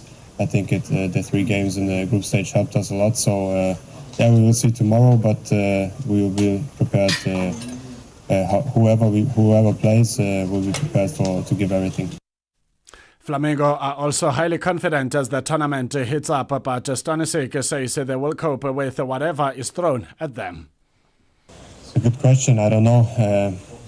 I think we have to deal with both. We played a lot of teams this year who had either the big guys who can play off the ball and hold the ball very good, or the other guys who are just very fast and go into the depth. So we will see tomorrow. Whoever plays, we will be prepared. But I don't know which tactic is the best against us, honestly. And if I would know, then I would not tell you. After playing Boca Juniors in the group phase, Stanisic spoke about the lessons learned from facing a South American outfit.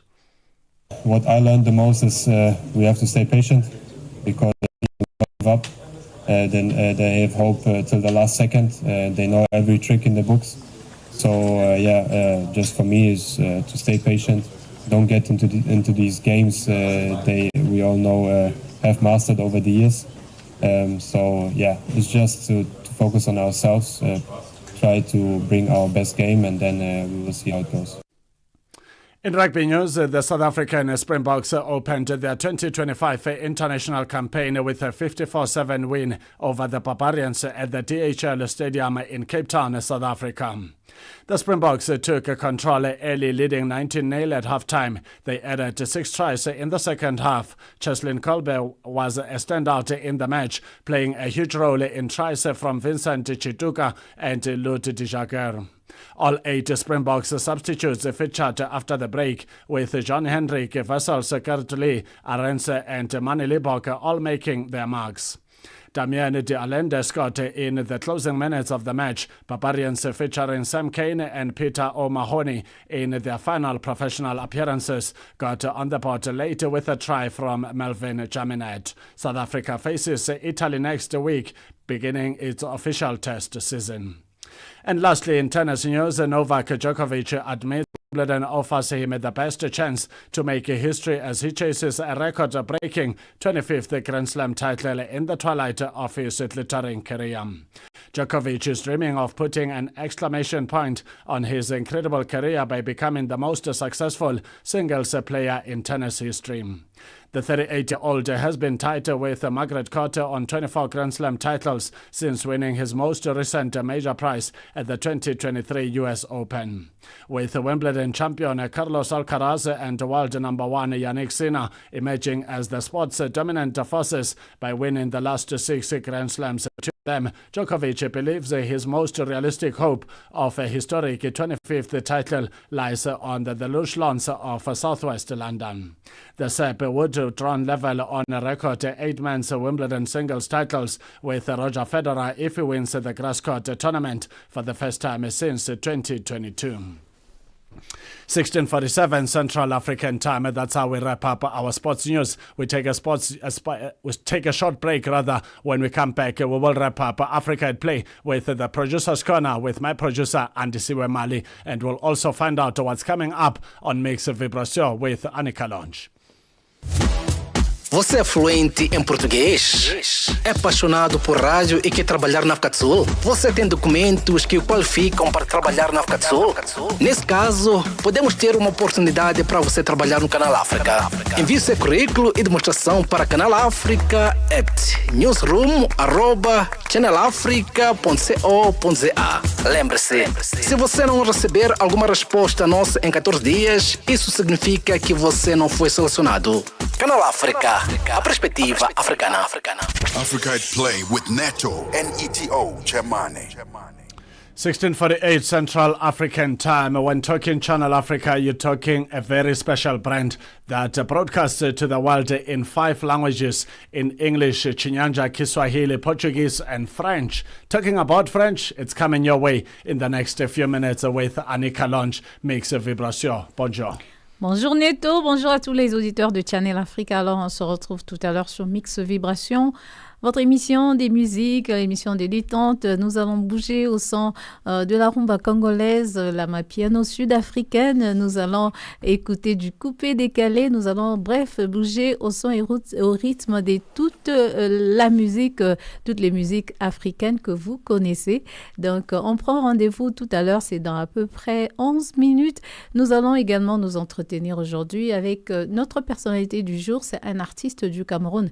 Il s'appelle Mafia Libaski et c'est un rappeur. Avec lui, nous allons nous entretenir sur son parcours musical, notamment comment est-ce qu'il a débuté, ses différents projets, ses futurs et présents projets. Donc, c'est tout à l'heure sur Mix Vibration. Surtout, restez connectés sur notre page Facebook et sur notre site web. Merci beaucoup, Neto. Merci beaucoup. That's Annika Lounge. You can look forward to an exciting edition of Mix Vibration coming up just after Africa's Velvet Voice says goodbye. 16:50 Central African time. We've got Andy Siwemali joining me for the Producer's Corner as we wrap up the proceedings on Africa at Play on this exciting episode of Africa at Play on a beautiful Sunday afternoon. Andy Mali, good afternoon and a warm welcome to Africa at Play. Good afternoon, Neto. Good afternoon to our listeners in the continent and across the globe. A very chilly Sunday in Johannesburg today. Interesting one on the sporting front and also nice conversations on Africa at Play. Interesting indeed. And the World Test Championship champions, the Proteas of South Africa, after having won their first global tournament under the umbrella of the ICC, here they are in Zimbabwe. Is it still the full-on squad that made it to Zim? Well, there have been a lot of changes, Neto, when it comes to the South African side. We've seen a lot of players being rested by Coach Shukri, you know. Many of those players that have been rested are the senior guys, you know, that have been also taking part in the IPL. Because remember, before South Africa went to the Test Championship, they have been engaged, players have been engaged in different commitments. So those players that have been busy, and also the issue of injuries, you know, players like Themba Pavuma as well, he did pick up a slight injury, so he was rested for this one. Also seen the likes of Kagiso Rabada, who was a star for South Africa in that final against Australia. So we've seen quite a number of players being rested, but it also gives the young players an opportunity to showcase their talent and also to stand out for South Africa, because I feel like many young players are not given a chance because of the current form of the team. Because I mean, these are the world champions that we're talking about. So if you're saying you're still bringing new players while just under a month ago you were crowned world champion, so it doesn't make sense. So yeah, in a way, it gives the young players a chance. So I'm very happy to see the changes, and I hope those players will use the opportunity to stand out. It's good to be the champions like the Springboks. Despite their convincing victory against the Barbarians yesterday, they don't have to be part of the Rugby Africa Cup 2025 by virtue of being world champions, because the Rugby Africa Cup serves as a qualifying tournament for the 2027 Rugby World Cup. Well, a very good one from the Springboks. Kicking off your international 2025 season, with an emphatic win against a good team like the Barbarians, because you shouldn't look down at any team that is up against the world champions. Surely they have something that they can offer, but it was not their day. Tricky weather conditions as well in Cape Town, with the cold front, the rain.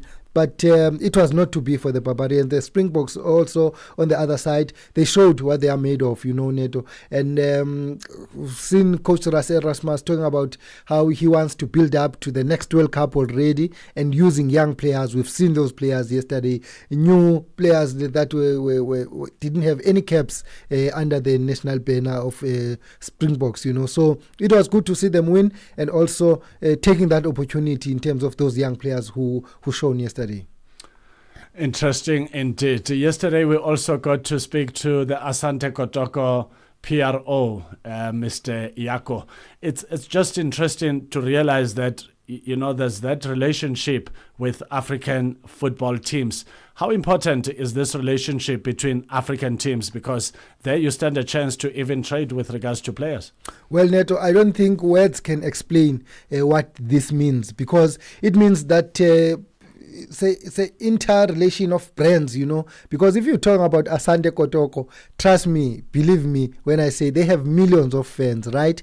But this team, on the football front or on the continental front and the world scene, they haven't advanced that much. But in Ghana, they are big. In East Africa, West Africa, they are big, as much as they might not be that big here in South Africa or in other SADC countries, but they are big when it comes to in that region of Africa. So them playing Kaizer Chiefs, it also means that there will be an interchange between their fans as well. We'll see, players. And in the past, we've seen these teams sharing players, players from Asante Kotoko coming to play in South Africa. So this will open a chance also for young players from Ghana, to showcase their talent when they come here. And it's a pre-season net. Pre-season also strengthens you for the season ahead. So this will also show how ready are these teams for the new season. And what is nice about both of Kaizer Chiefs and Asante Kotoko, they will be playing in one of the intercontinental competitions, which is the CAF Confederations Cup. So I liked it when you asked the spokesperson for Asante Kotoko about the possibility of playing together even there in that competition, because we can't rule that out as yet, So it's very interesting, but it also shows passion. Talking about big brands, South Africa, Kaizer Chiefs is huge. It's one of the top 5 teams, when it comes to the brand Kaizer Chiefs. It has many followers, and also financially they are stable team. So it's quite an interesting one. But I like when African teams meet not in a major competition, rather than maybe going, because I know Kaizer Chiefs is going to the Netherlands. We've heard that Orlando Pirates is going to Spain. But it's better to see the competition amongst this team in these friendly matches. I feel like it's doing a lot for the continent, and also just to extend knowledge for those who follow these teams. Do you think the African teams that took part in the ongoing FIFA Club World Cup, although they couldn't make it to the round of 16, did they get a superior, so to put it, kind of pre-season training? Yeah, no, I think it was worth it, Neto. As much as those players will need to take a rest now, but it was worth it. I mean, playing at that level, it's the elite. There's no other stage for when it comes to club football that you can showcase your talent. So I feel like they got enough to get ready for the new season, and hopefully we'll see. You spoke to one of the journalists that was at the Club World Cup, Lorenzo Cola. I liked when he mentioned that in his own opinion, he doesn't see any team that can come close to Mamelodi Sundowns. Based on what? Purely how they performed, the opportunity that they got and used, in the Club World Cup, the FIFA Club World Cup, the ongoing one, So it was interesting to hear his opinion on that, to say he thinks that there's no team in South Africa that can come close to Mamelodi Sundowns, but based on what? On their performance, which was good, So I feel like also for those teams with at Casablanca, they will improve in their league. Obviously, when they come back there, they will come with a new experience, better understanding of the game, and that oomph to say that we want to qualify for the next edition of the FIFA Club World Cups. Surely it won't be easy for the other clubs in their respective leagues. That's the voice of Andy Siwe Mali, my producer on Africa at Play. Andy Mali, thank you so much for your time. All the best building up to the next coming 2 editions of Africa at Play next week, Saturday and Sunday. Thank you very much, Neto. Much appreciated. 16:58 Central African Time, and that is a sign for us to say goodbye. We will be back next week, Saturday and Sunday, from 2 to 5 p.m. Central African Time. Africa and the world. Be nice, be kind, be good to a fellow human being, because we rise by lifting others. A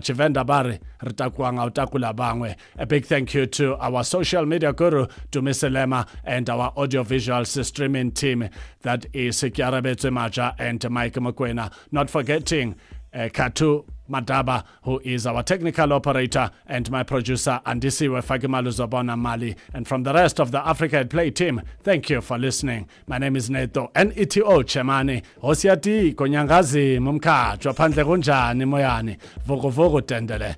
Africa at Play, as Delel Siashai.